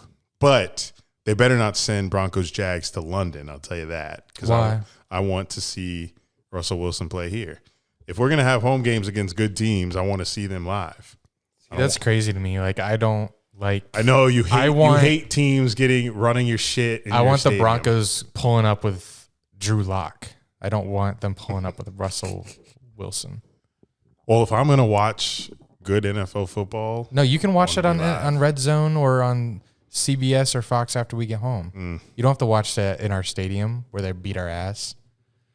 Fuck that. Done it this long. Gonna keep it going. What's next? March Madness? Oh, I didn't really get to my Derek Carr point. Oh, yeah, go ahead. So what about Derek Carr, huh? That dog's so distracting. I was gonna say, like, when they released this information about Russell Wilson going to the Broncos, people only kept talking about Mahomes and Herbert. Like, Derek Carr didn't just almost win a playoff game in the playoffs. With all the shit that happened with the Las Vegas Raiders this past season, why are we not putting Carr up there? I know he's not as skilled as these guys, but you have to give a quarterback that made the playoffs a little bit of respect, I feel like. So this is not just the Mahomes and Herbert division. You have a relentless leader in Derek Carr, who is now, I feel like, coming into his true self in his career. And with Russell Wilson in the division now, I think that's only going to motivate him more. And I feel like Raiders, they're going to be an underdog and they're going to be a sleeper. I think the Rams could have won the Super Bowl last year with Derek Carr instead of Stafford. I do too. Derek Carr still has the most come from behind wins in the NFL, I think. Yeah. And the other NFL transactions that happened, the Chargers signed Mike Williams, which was a potential target for the Jaguars and other needy wide receiver teams. I wasn't a huge fan of him because he only came on, like I said in a previous episode, for his contract year. I feel like the talk on him when he in his first few years was like, man, is he a bust? Like, what's wrong with Mike Williams in his contract year? And here he is going off. Mike Gesicki, that hurt, but kind of wasn't. I can't really see him in any other jersey. Yeah, for some reason. But I couldn't see Wilson in any other jersey. Oh, that orange on him. Well, the Photoshop they did was horrendous. I'm waiting for a new one. Yeah, he looks fat as hell. Gesicki was. I just wanted him because he's, like I said, he's got one of the best hands for a tight end in the league. Went to Penn State, but it looks like our tight end room's pretty full, is it not? O'Shaughnessy and full, but Luke our wide Farrell. receiver room is full too. God damn. I think Jags front office may be content with our tight end room. The receivers definitely not, but tight end, I think will be halted right there. A good word would be full. I don't think a good word would be good. It's not a good room. Actually, a good word for our tight end room. Mid. That's a good word. Very mid. AEW, by the way, put on a great pay-per-view Sunday. Revolution, like they always kill their pay-per-views. Every match was excellent. And I mean, it makes sense. They do one pay-per-view like every 2 or 3 months. Maybe 4. No, there's no way that's too long. But yeah, they killed it again. But what about March Madness? Outside of the madness of the NFL. Yes, it is March, as you mentioned at the beginning of the show. Selection Sunday is coming up this weekend. And I don't know if you've been watching any college basketball What'd you think? highlights. No. Not live games, just highlights. Like if you catch them at all on SportsCenter or something. But they're in the conference tournaments right now. So I've seen some crazy buzzer beaters so far. Why your mind on food? Why I like pancakes. But I haven't watched college basketball. I haven't followed it in so long since they made video games for it. So every year that the bracket challenge comes along, I have no idea what the hell's going on. I base my decisions based on 1 or 2 games that I've seen the team play, and I let it ride. But we will be doing another Dunn and Drew ESPN bracket challenge. I think we're going to have 3 winners. We're going to do $50 entry. So send $50 to Dunn and Drew Venmo with your email address. Not a scam. Because this is a private group, so I have to send out invites. So I need your email address. Make sure there are no typos so you can actually receive the email invite, because I don't want people sending us $50 thinking it's a scam, but you got a typo in your email so you never receive the invite. And it'll be up to Andy, because I don't have the Venmo password to tell me the So it's emails. up to me to manage this money?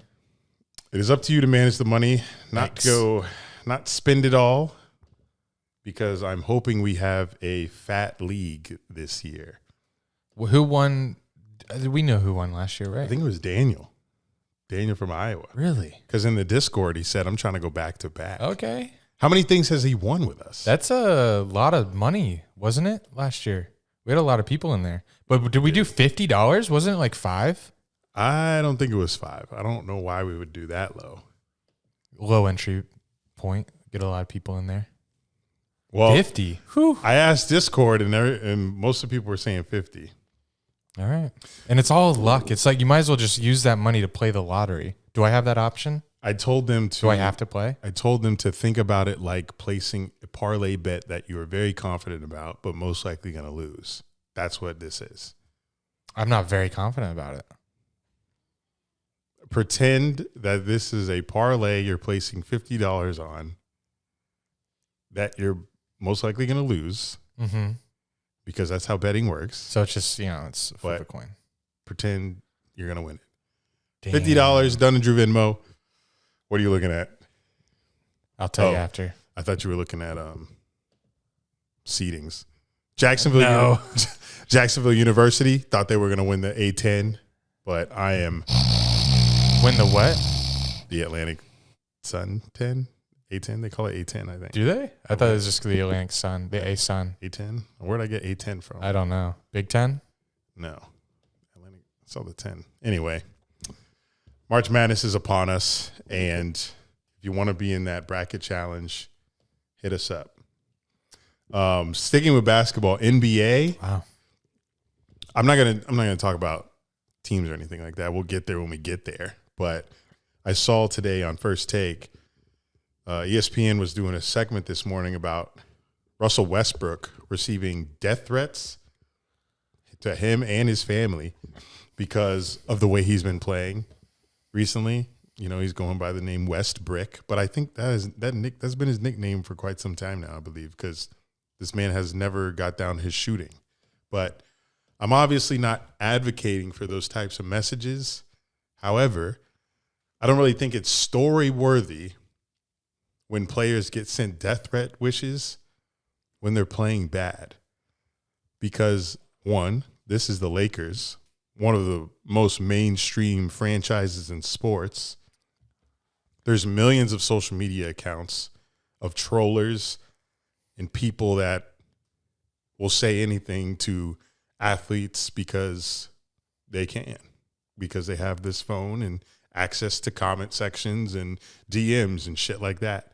So we should understand what the internet is now at this point in 2022, in that there's not going to be accountability by these platforms or punishment to do anything for an average fan who comments on an athlete's page. Players get thousands of comments and DMs. What are you going to do? You're going to go through every single person that says, I hope you die, and arrest them? No, that's not how this works. You play better, or that's the fucking shit that's going to happen now in 20. That's what we're in. We're in 2022, the digital era, and that's what happens. You play bad, you say some shit that sparks an outrage. That's what's going to happen nowadays. You play good, you're still going to have people talking shit about you. So it's a lose-lose situation. And Russell, I'm sure none of those people that said that they're going to kill you are going to come to your house and shoot you. But Do you think he's listening? if he is, I'm saying this. Oh, yeah. So maybe instead of shooting 9 for 21, shoot 9 for 10. Or 9 for 11. 9 for 11, 9 for 12, 9 for 15 even. Give me a 50% shooting night in a W. But you consistently lose on the Lakers. That's what happens. I don't know what to tell you. You're not going to stop something like that. You could always kill yourself. All right. That's That was a wild reply. totally kidding if we have any people out there on the brink. That's just a joke We that do. I can't remember what comedian it was. Maybe it was Louis C.K. Oh, yeah, it was sounds Louis like CK. Louis C.K. He's like, the world is just full of people that have not killed themselves yet. And then he told a story about how he saw someone, like he'll see people throughout the day and be like, what's stopping him from killing himself? Like, why hasn't he done it? Fear Where we is my at? answer. Voicemails. All right, on to voicemail. Oh, actually, before we leave NBA, I'm gonna do a wiki game with you real quick. See how good you are. We'll give each other each an NBA player. All right, you ready? Yes. All right, tell me when to stop. George, All right, tell me when to George of the jungle, strong as he can be. Stop that cursor for me. He was born the second of two children to Jolinda and his dad, who shares his name, Wow. In You can't say the dad's name? in Chicago, Illinois, on January 17th, 1982. You should have told me the dad's name. I can't. It's his name. Well, that's not revealing the player. It's I think you the should say player's the dad's- name. It's the player's name. but Yes, he's a junior. His last name, though. No, it's He's a junior. Oh. Yeah, so he shares the same exact name. So that'll be my hint. Born in Chicago. It's NBA, right? Huh? Yeah. Oh, Kanye. I'm just kidding. A junior. Is it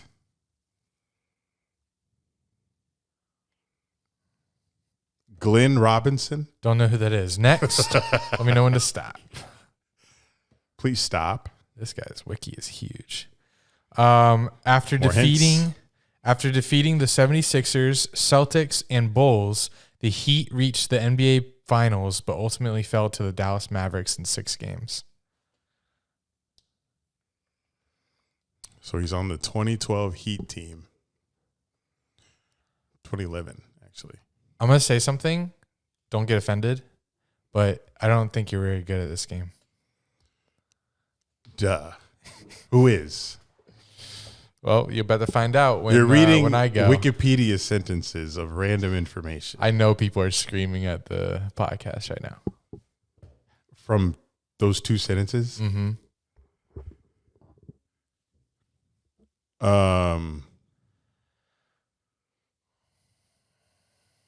Dwayne Wade. Yes. Good job. I didn't know Dwayne Wade was a junior. Me neither. He doesn't wear it. He's not proud of it, apparently. So why would people be screaming? Do people know that Dwayne Wade's a junior? They would have connected the birth date to Chicago, and then when you heard the Heat, I think that would have been an automatic if they didn't get it before. Yeah. I could be wrong. I empty out my brain for this game so I can think more deeply. Okay. I'm ready. Let me think. Stop. I haven't thought of a player yet. You know I have to go through these very popular players because your All right. knowledge not that deep. I mean, I did Dwayne Wade. That wasn't bad. Dwayne Wade. That's when you were watching NBA when he was on the fucking. Well, he's on the Heat most of his life, but fuck, who do you know, bruh? You know my era. Who do you know? Who do you know? Who do you know? Who do you know? Who do you know? No. All right, I got some money. Stop cheating. And we are on his wiki, and we're scrolling. Gonna have you fat. Gonna have you stop right there. Wiki fat. LeBron James. No. This player was partly responsible for guarding young and athletic superstars Kevin Durant and Russell Westbrook. He was responsible for guarding young and athletic Superstars Kevin Durant and Russell That's Westbrook. going to be Kawhi Leonard. No. Oh. And we're scrolling. And you said superstar. Stop. All right. Damn. This is the early life. The all-time prep leader in assists and the state's 7th highest career scorer. This was in high school, though. What was the first sentence? He was an all-time prep leader in No, assists. the first clue. Superstar was responsible for guarding. He guarded Kevin Durant and Russell Westbrook.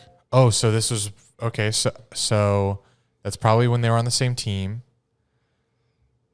So versus the Thunder, the superstar was responsible for guarding both of them. I already said LeBron. He said no. Who did they have to go through? James Harden? No. Okay. Scrolling. Stop. All right. He joined Wilt Chamberlain and Magic Johnson as the only players in NBA history to average a triple-double in multiple playoff series. Oh, man. So he's a triple-double player guarding Kevin Durant and Russell Westbrook because they played on the Thunder together. Those two guys did, not this player. Average a triple-double in the playoffs? Multiple playoff series. Dirk Nowitzki. No. Scrolling. Stop. As an unrestricted free agent in the 2003 offseason, Oh, don't like that. there was speculation that this player would join the defending champion Spurs and replace Tony Parker as their starting point guard. That's a sentence right there. No. Steve Nash would not guard Kevin Durant. So what point guard would be guarding Kevin Durant? What point guard would be averaging a triple-double guarding Kevin Durant in the West? Got stuck on him.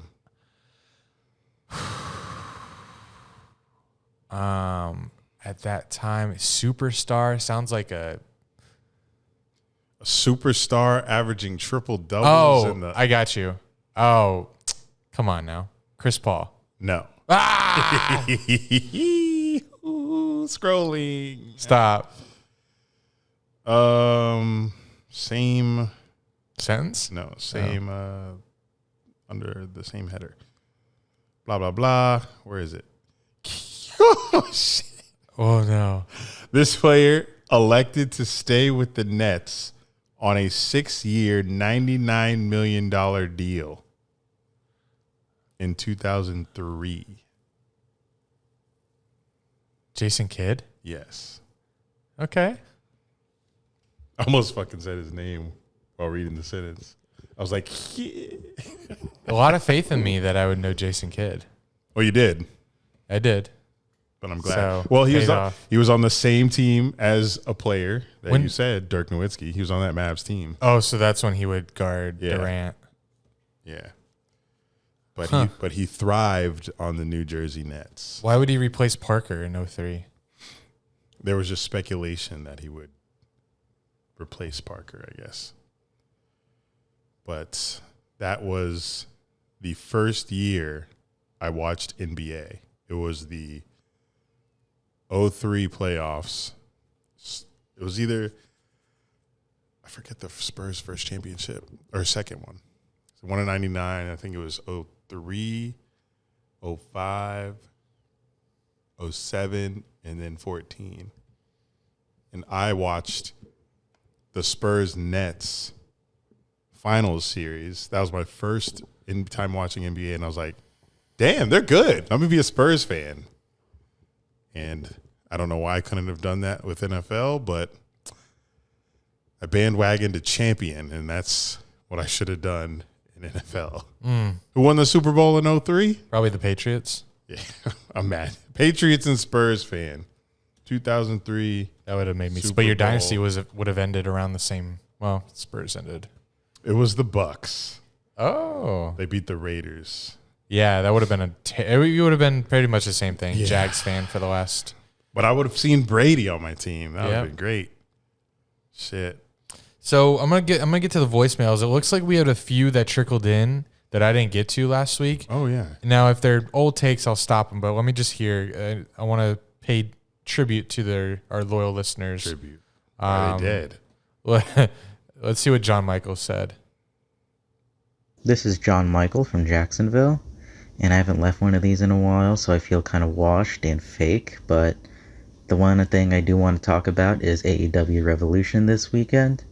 The match that I'm most excited to seeing JF? See if is this- Moxley versus Danielson. Yep, held because up. there's a lot of long-term implications I feel that match could have, no matter who wins. William Regal came out. So That I'm was curious to sick. see which match Andy is Who? interested in seeing the Stop. most. But if I had to guess, it's probably MJF versus CM Oh Punk. yes.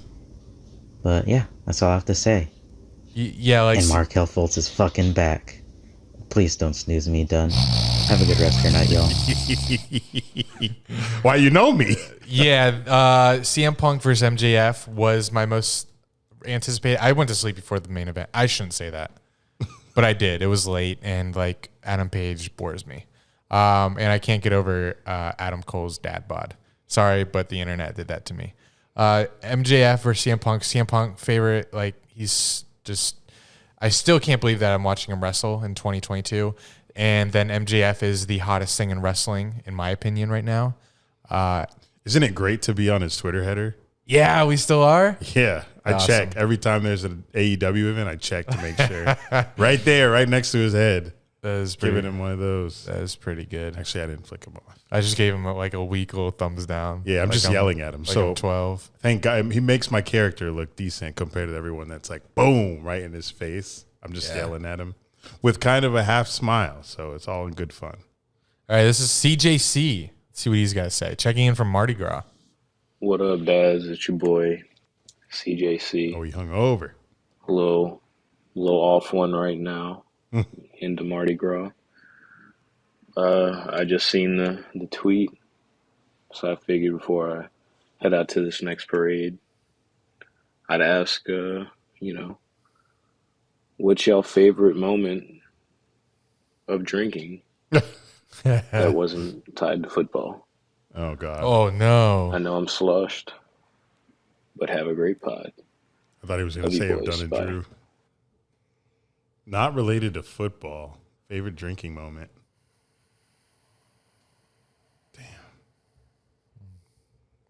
Oh, it's probably for me the Dunn and Drew retreats. That's not football related. If it's not a cruise that I went on. We'll pick retreat or cruise. Which Oh one my you have a God. better time? Why you stalling? Because you didn't pick. You said favorite moment, not plural bit. Ah, man. See, the retreats are more for the last couple of years. It's been more about the camaraderie and, the basketball during the day, swimming, than it is about, we had a couple drinking nights, but I don't really like waking up hungover because it ruins my day. But I'm going to have to go cruise because to be able to drink all day on a drinking package, and shout out to manager Tommy, he's on a cruise right now. I'm jealous. To be able to drink all day and then to have anything you want off the menu for dinner and then drink wine with that and then top it off with a chocolate teeny. It's a chocolate martini. Espresso martini? Not coffee. I don't do coffee. Chocolate martini. Like that had me like just being buzzed all day long, not going overboard so I'd never get hungover, but completely buzzed all day long. That's my favorite. Oh no, take it back. Because this is more of a moment, but it is cruise related. Went on a cruise, and this could be wrong. There could be so many other drinking moments I'm not thinking of, but this one in particular I always think of. Went on a cruise when I turned 21, or maybe I was 22, 23. We went to the Bahamas, Mexico, wherever, and One of them places. they took us out we did a little excursion where we got on a boat with, I think it was Bahamas, with some Bahamians, and they took us out snorkeling, and on the ride back, they gave us local rum. They just had a rum on the boat mixed with juice. It was just red juice. And there was the best drunk I've been in ever. It was so much fun. Because you're around people that you're on a cruise, you just did an excursion, you're on your way back to the boat, and and they're giving it to 18-year-olds because, you can be 18 to drink. Mm-hmm. I always think about that, and I try to recreate that drink. Because rum, you think of pirates, islands. I love drinking rum near water, and that's probably my favorite drinking moment. My favorite drinking moment. Is it football related if it's with a football player? Or is he just talking tailgates? Or in games and shit? I'm interested to hear this. I had the time of my life at Poyer's wedding. Oh, wow. In Jamaica. Because it was very small. It was a very small group of people. It was, 3 other athletes and his family, and my sister joined. And he got married the day after my birthday. It was either the day before or the day after. So their anniversary is a day before my birthday, I think. Because that night I was turning, who fucking knows? I think it was 2017. So 25, I guess. Jinx. I was turning 25. I'm in Jamaica. I got a bottle of Blue Label and nothing mattered to me. Even though I had a credit card maxed to $7,000. I probably had a credit card max. No, not max. But. And I used the very last of my remaining credit limit to book that trip to Jamaica back then to go. So I was lit as fuck with $7,400 in credit card debt, and it was a great time. But there's so many more, but that was a great time. That was one of my first times out of the country where I wasn't with a girlfriend. Because the past few times I went out of the country to the Bahamas and Mexico, I was with my ex-girlfriend, and those were good times, but they weren't, they weren't great because I wasn't in love with the girl. But shout out to her. She's engaged now. Tiggle cans. Anyway, there's something I was going to add to that. When we going on a cruise? I keep bringing it up every year. Every year we talk about the retreat. I was just like, let's just fucking go ourselves. We should. We can't rely on a group of people to be like, okay, let's do it. God, a cruise. Nothing's better. And I've only been on one. I'd like to go on another because the one I went on, I was sick most of the time, and it was in college. So I would probably appreciate a lot more now. I appreciated the ports we got off at, like Jamaica and Haiti. I appreciated that.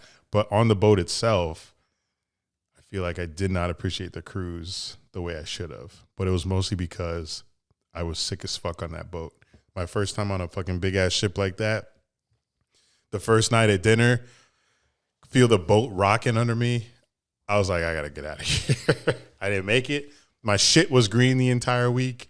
I puked into my hands on the deck after my friend Roman gave me a shot of Jose Cuervo Gold Tequila after I said, no, I can't do that. Everything is like sitting on top of my chest right now. And when you're on a spring break cruise with 9 other colleges and someone hands you a shot, in that moment, it's very tough to say no because everyone else is obliterated and making you do it. So I took it and I immediately yacked into my hands right there on the deck. Went to the bathroom around the corner and cleaned up.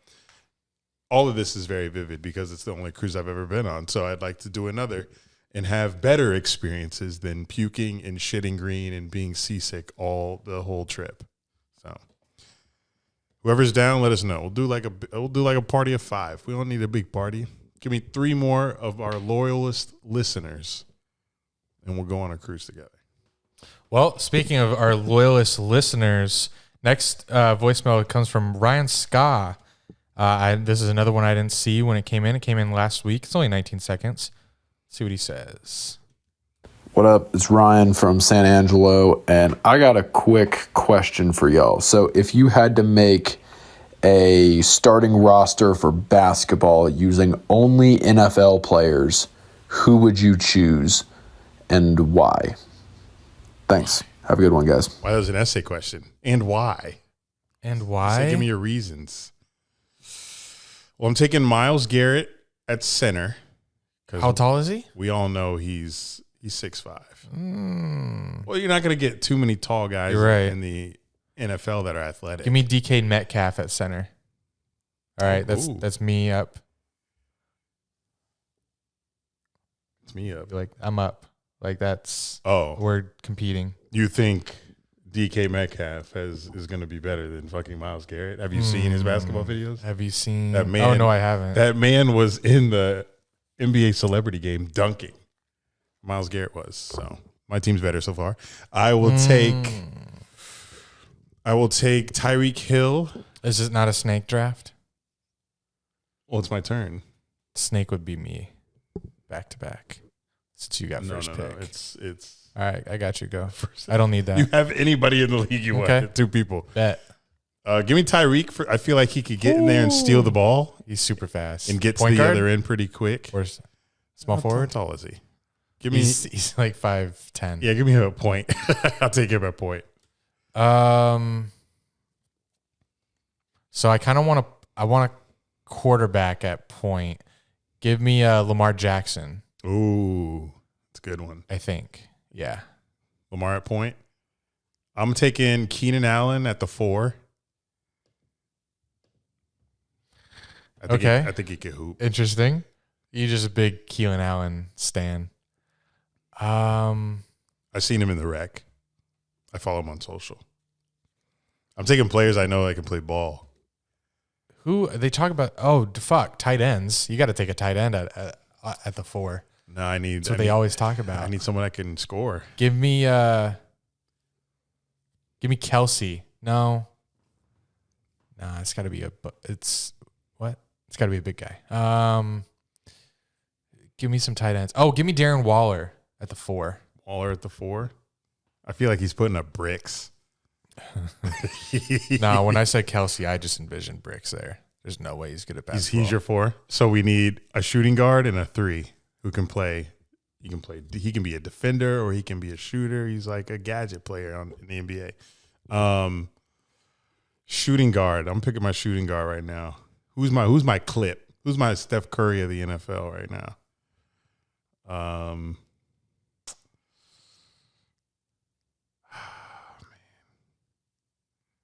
Now let me go small forward. Give me TJ Watt. His big ass. For the defense. I'm taking Jalen Ramsey at my shooting guard. We saw videos of him playing basketball a few years ago. Trash. He can dunk and he can talk shit. So you need that on the basketball court. You need someone that can talk shit. So give me Jalen Ramsey.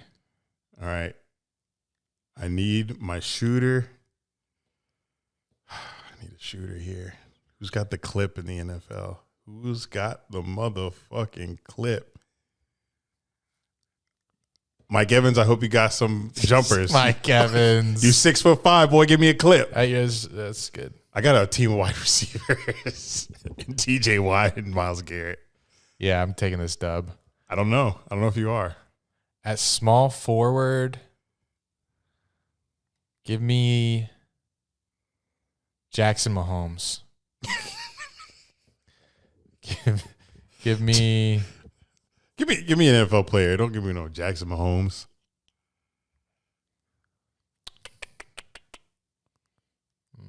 This is good practice for our top 100 off the dome because I'm struggling already. Forgot about that. Not ready for that. There's going to be so many long pauses again. Give me a... Who got the clip? This is small forward. So I'm looking for defense here.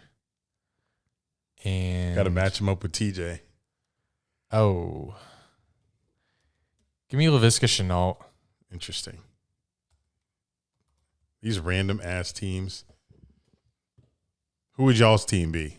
Thank you, Ryan, for that question. Let us know in the comments. Speaking of Ryan, he's a Spurs fan. Greg Popovich needs one more win to be the all-time winningest head coach in NBA history. So one win. One more win. Does that make him the GOAT? Or does that just make him the winningest? Oh, he's the oldest. He's the GOAT. Okay. Well, even though he's old, you still got to win those games. Just because you're an old coach don't mean you're winning. We in the hood? Sounds like Grand Theft Auto outside our window. All right, next call. What's up, daddies? It's been a minute. This is Jake from Toledo. Got a few things to cover with you guys. First off, RIP baseball for now. Yay. Fuck you, Bobby Manfraud. Canceling games and go put a shit-eating grin all over national TV. What a scumbag. Oh, what else? Well, I'm getting shafted by my landlord, as one does. So I'm moving back home temporarily, looking for jobs closer to the Columbus area. So moving out of town for that. Any tips you guys have for me for being close to family and moving away?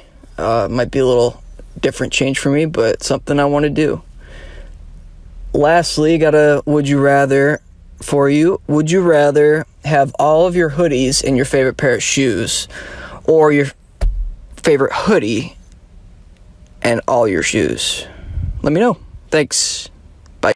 What did he say? I think he's asking if we would rather have all of our favorite hoodies in one pair of shoes, or one hoodie and all of our favorite all of our shoes. I think that's what he means. Well, I only have a couple hoodies. This is definitely a Toledo question because he has a bunch of hoodies. Being in Ohio, so do I. I just love being in hoodies. I would take the hoodies. I'm not a shoe guy at all. Yeah, me neither. So I'll keep my hoodies. What else? He asked for advice. Advice for moving back home? Closer to home? Is that what it was? I think so. Oh. It's kind of hard because I don't know your situation, but... Well, I moved home, and it depends on your relationship with your parents, really. Because if you guys don't have a history of getting along, or you don't know your parents' personalities, then I can see that going very south. Unless you just meant home and not your parents' house. But if you do have a good relationship with your parents and you can move in, get a job and save money. That's my advice. Yes. You will save a fuck ton of money living with your parents. And even if you pay them rent, you'll still save because you just won't pay them as much unless they're dicks. And yeah, I know some people whose mom's charging them $1,400 for rent. That's the whole ass mortgage. Yeah, that's wild. Get a place, unless you love your mom like that. But yeah, nope. You'll kidding. You'll save a bunch of money. If as you get older, people aren't gonna give a shit as you're making decisions that elevate your life. So focus on you and keep progressing, my guy. My dad left a voicemail. I'm kind of scared. He never calls me. Oh, I thought you meant. Oh, no, Here. on my phone.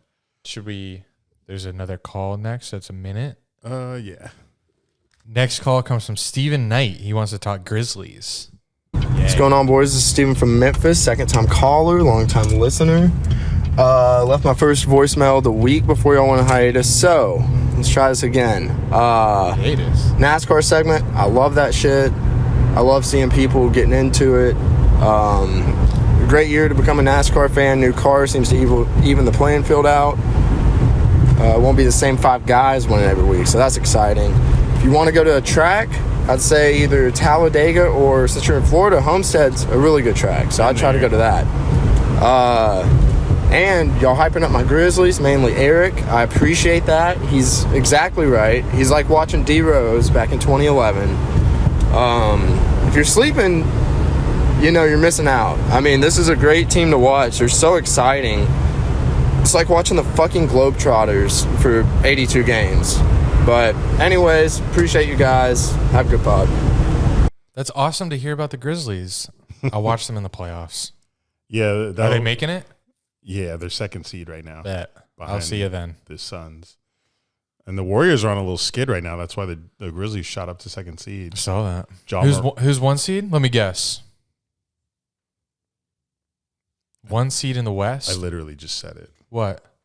Oh, I'm not going to tell you if you didn't hear me. Well, you said Grizzlies are 2. I said behind the West. Suns. Duh. Mm-hmm. They don't even have 15 losses right now. It's crazy. Not sure what that means.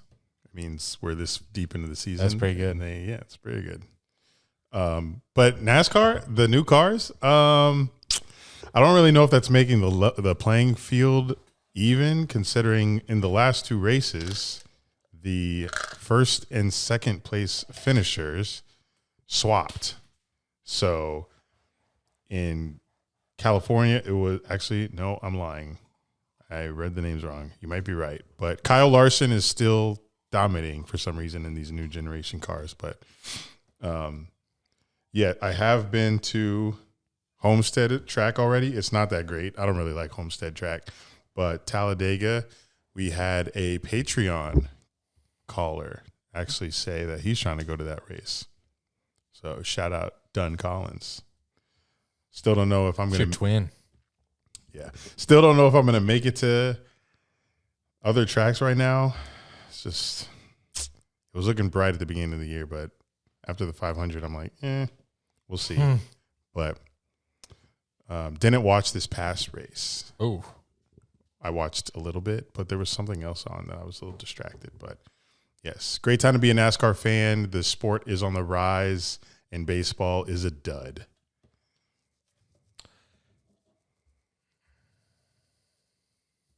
What's up, boys? It is Mr. Johnson, your favorite English teacher out here in Texas. Jags fan, so glad to hear y'all doing the podcast like this now. Hey, listen, last time I called in, I said that y'all need to get into soccer, and then you all snoozed me. But then I had to listen to NASCAR updates, so I don't really know what that's about. But look, Austin FC killing it 3-0, 5 points a game. It is definitely a good season. But my question, Andy, this question for Andy. Who does Eric have the best chance to kick their ass in all of sports history? Who do you think he's got the best chance up against? And Eric, same question. Who does Andy have the best chance to kick their ass if they get in a fight? All of sports history, who y'all got for each other? All right, peace. I thought he was going to mean in their sport. This is actually funny that he asked because when we talked to Austin, we talked about avoiding fights and avoiding confrontation. Now he's making us fight. So I'm a booker, and I'm booking a match, and Eric has to win in all of sports history. Give me Eric versus CM Punk, because when he tried UFC, no good. He tried UFC? Oh, yeah. Not a good real fighter, CM Punk. Love him in wrestling, but Eric versus CM Punk. That's my matchup. Give me Andy versus... Wow, you are as unconfrontational as they come. I don't know. In sports, who could I beat up? Can you do women's sports for me? Sue Bird? Actually, give me a tennis player. Alex Caruso? You think you beat him up? No, he's tall as shit. He's like 6'5". Give me... Who's a skinny tennis guy? No, you can do women. Give me Maria Sharapova. You want to beat up? Maria's whooping your ass. Her 6'5" Russian ass. She is kicking your ass. Man, I wish I knew like male tennis players that are frail, but I don't because they don't make it. I mean, Djokovic doesn't have the biggest arms. But I know he's athletic. But I just think there's something in the water over there in Europe that they're fighters. They love that shit. Like they go to bars to fight. And he's Serbian? Come on. Serbian crazy probably. Yeah, we're gonna have to give you a WNBA player. Or like WNBA, they're big too. Give me Jesus, you want a bowler? Professional bowler? Give me like a who's that American women tennis player? That's Batty. Batty? Barty? Is it Barty? Yeah. Barty something. Barty Crouch. Barty Crouch. Ashley Barty. Oh yeah, you're kicking her ass. I'm kicking her ass. She's going down. Yeah, oh my God. Look at that. I mean, it looked like she already got beat up. Oh, she kind of got a bicep. Let me chill. It's International Women's Day, and I'm talking shit. You're kidding. It is. Yeah, it is. Oh shit. I've been seeing people talk about it. I'm like, one day, damn, we get a whole month. The Blacks, that is. Is there Women's Month? Might be September. No, but we have Breast Cancer Awareness Month. It's only for the women with cancer, though. So a little.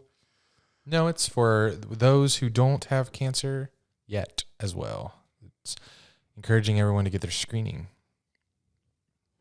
Well, Andy is beating her ass. Thank you for the call. All right, here we go. Tyler McWilliams called about 7 hours ago. I'm sure this was after the trade that put Russell Wilson into his division. So let's see what he has to say. What's up, boys? It's your boy, Grill Master calling. Don't really have a specific thing I wanted to call in about. Just want to say what's up. Miss you guys. It's been a while since I've called in, so yeah. One question for you. I'm going on a flight tomorrow morning, Wednesday morning, to Hawaii. Oh. I want to know your guys' worst flight or just travel experience that's not football related. When you guys had to fly home from the Rams-Jags game, because I know that was a shit show. That's what I was going to say. So yeah, just worst travel experience. Talked about it already. So I can listen to this while I'm on the plane for 5 hours. Thanks, guys. Again, love you. See you soon. Bye. I think I just told you mine. I'm trying to remember what it was. It was 2019 when I went to Penn State Whiteout and then flew to Cincinnati for Jags Bengals. I think I told this story, but I'll tell it again for you, Tyler, since you have 5 hours to kill. It was October, week 7, I think. This was a last-minute ticket buy to go to Penn State, Michigan in Happy Valley, my first time in state college since my birth since I left at 3 years old. Because I'd never gone to a whiteout game. This was the first year I was doing this travel shit with the Jags, so I wanted to go to college games too. And I did Ohio State to start the season off. So I'm like, fuck, let me go to Penn State too. I can't be a Penn State fan and only go to Ohio State. So I was also in debt this trip as well.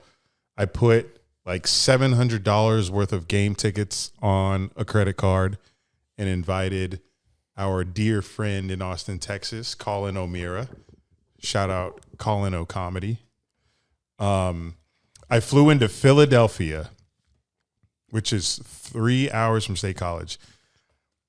He was supposed to pick me up from Philadelphia Airport. He lives in Westchester or West something out there, which is like another 45 minutes west of Philadelphia. But he got off work late, so I had to kill time before he got off. So I walked around the park, shot an OnlyFans video in the park there. Jesus. That was when I jerked off in the park and put it on OnlyFans. We talked about that on a prior episode. So casual. This was in Philadelphia. New listener, like, wait, what? I went to a diner. I went to the park.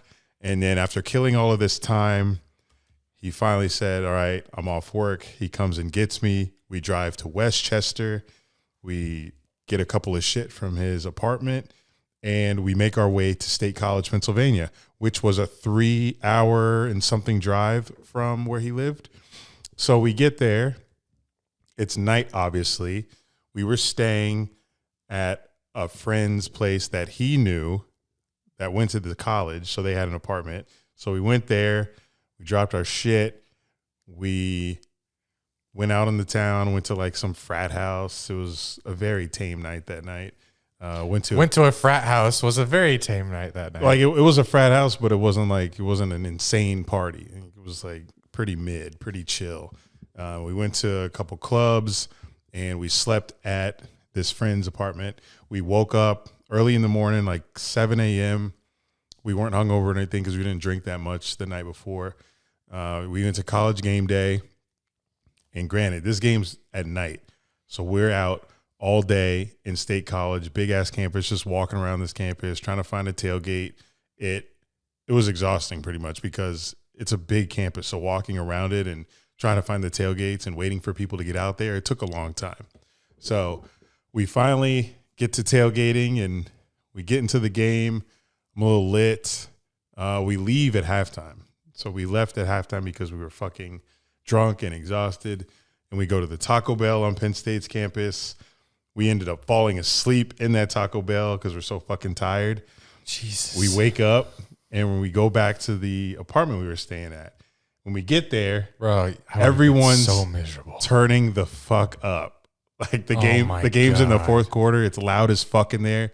Everybody's going crazy right now. And we just came from sleeping at Taco Bell and we walk into that. Shoot me. Kill me. You know me. I would rather be dead. Yeah, you would have hated this trip like before any of this even happened. So I was like, yeah, Colin stayed and like kept partying, I think. Oh my God. And I was like, I can't do this right now. I leave.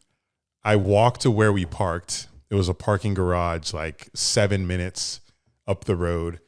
And I sit by his car on the top of the parking garage where he's on the top level with no roof above it. It's a little chilly night and I sleep on the concrete. Oh my God. And I lay down on this concrete next to his car and try to sleep outside. And at this point, it's got to be 10 or 11 o'clock at night.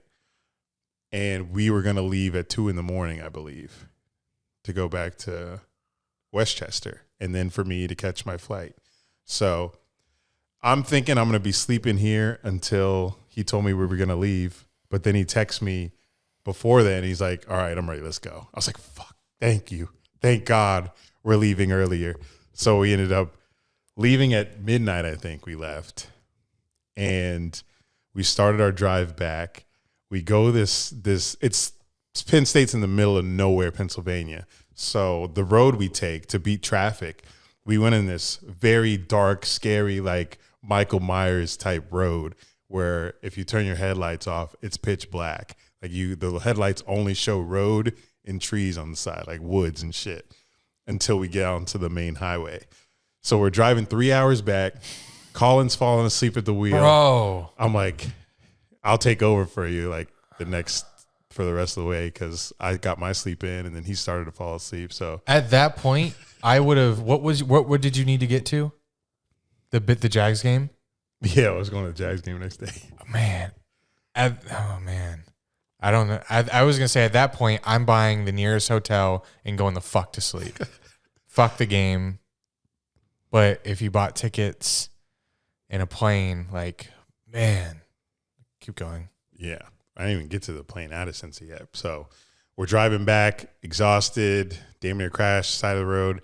We get back to his apartment in Westchester at 4 a.m, I think. I shower. He goes right to bed, obviously. I get up there. I shower. I pack my bags. I call an Uber. I get the Uber to the Philadelphia airport, which is like 35 minutes away. So I'm in this Uber to catch a flight to go to Cincinnati, one way, direct. So I'm in the airport. I'm fucking exhausted. I'm falling asleep at the gate. It's 7 a.m. We board. Then I get to Cincinnati and I found life.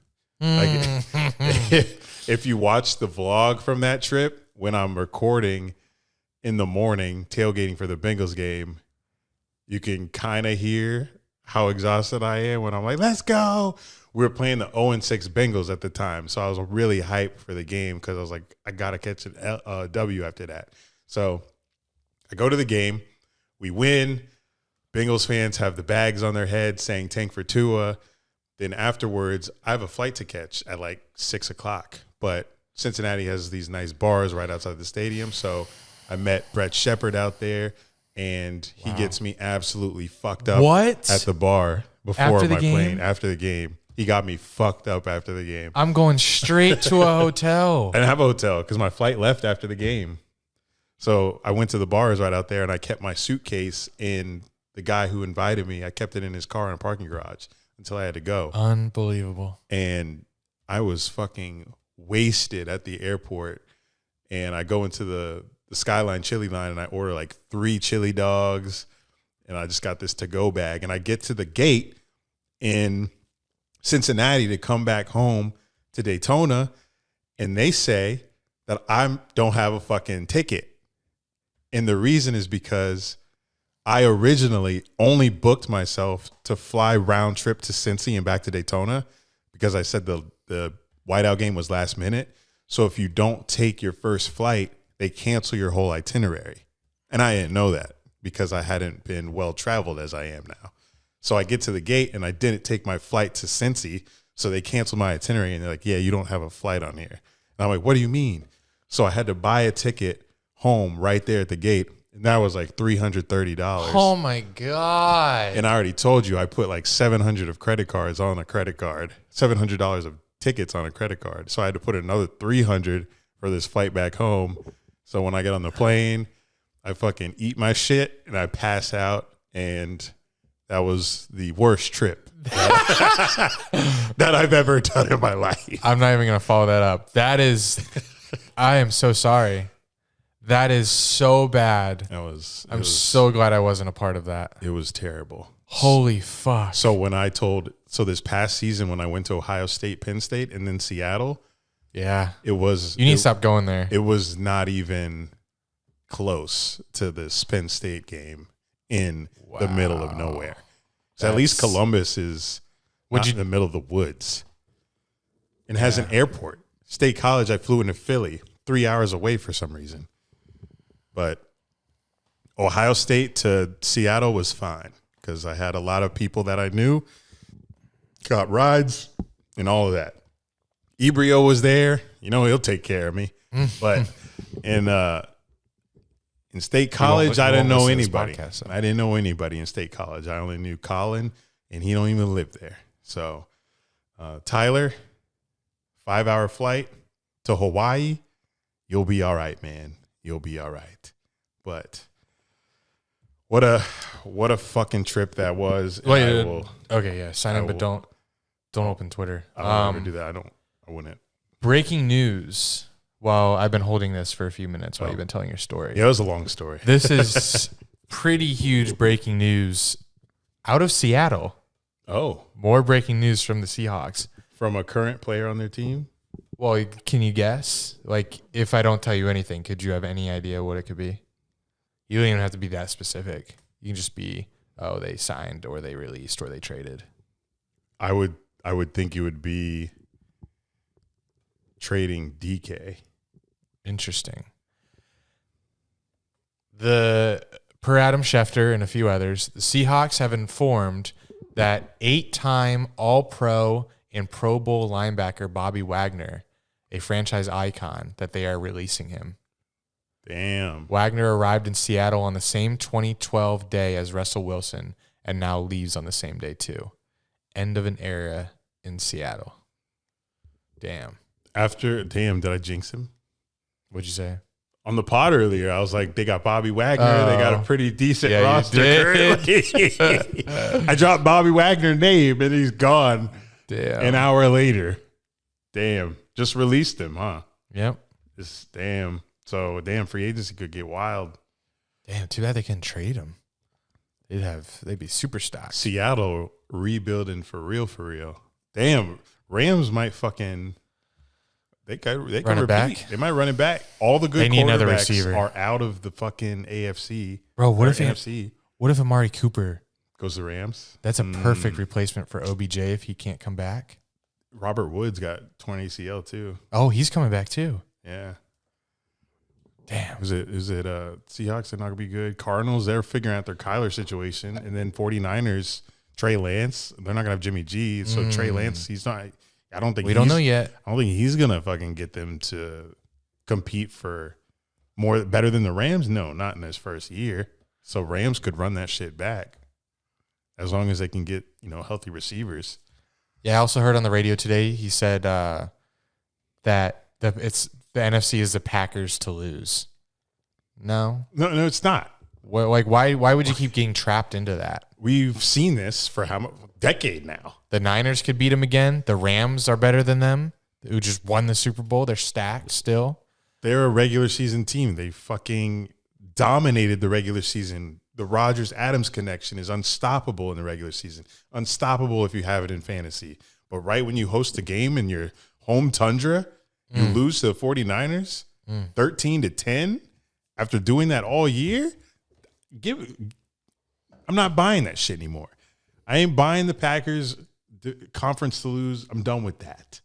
Until they get to the Super Bowl, I don't want to hear it anymore. He's been there for so long and has won Super Bowl. This is not his conference to lose. It's his to fucking win. And now his only literal competition is the Rams. Who else in the NFC competing with the Packers now? Like, Rodgers, you better win the conference. Russell Wilson just left. Who's there? Kyler Murray. They're all in the AFC. So yeah, fuck us. That's the episode. I got one little thing to promote.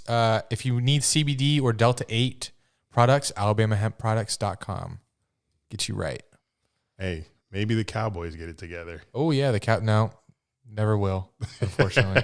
I was just trying to look up an NFC team real quick that could maybe compete. Yeah, I don't see any. And I don't see any. It's Rams, Packers, Niners. That's about it. Yeah, that's it. Wow. Rams might be back in the Super Bowl with that defense. Meanwhile, in the AFC, only two teams were bad last year, Texans and Jags, and hopefully the Jags are better. I don't see the Texans. I mean, I see the Texans being mediocre. It was Texans, Jags, and Colts. I mean, Jets. That's it. Yeah, Jets. That's it. Yeah, I don't see a light at the end of their tunnel. And even Texans, Davis Mills, he looked pretty decent in the games he played. 7 TDs, 1 interception in his starts. But we'll see. We're hoping for a better year, but I don't think we're doubling our wins from last. But yes, final thoughts. Send $50 to our Venmo, please, if you'd like to be part of our bracket tournament. Selection Sunday is this weekend, so we will add you this weekend or this week. If you send the money after hearing this, we'll add you right away.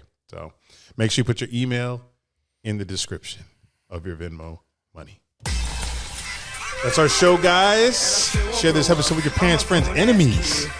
Make sure you watch us on youtube.com/Dunn and Drew. We're trying to get our subs up. Free agency next week. It's about to get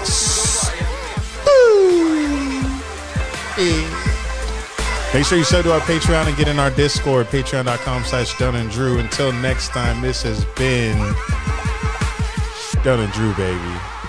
Stop gambling on games, Calvin Ridley. Ah, shit. Forgot to talk about that.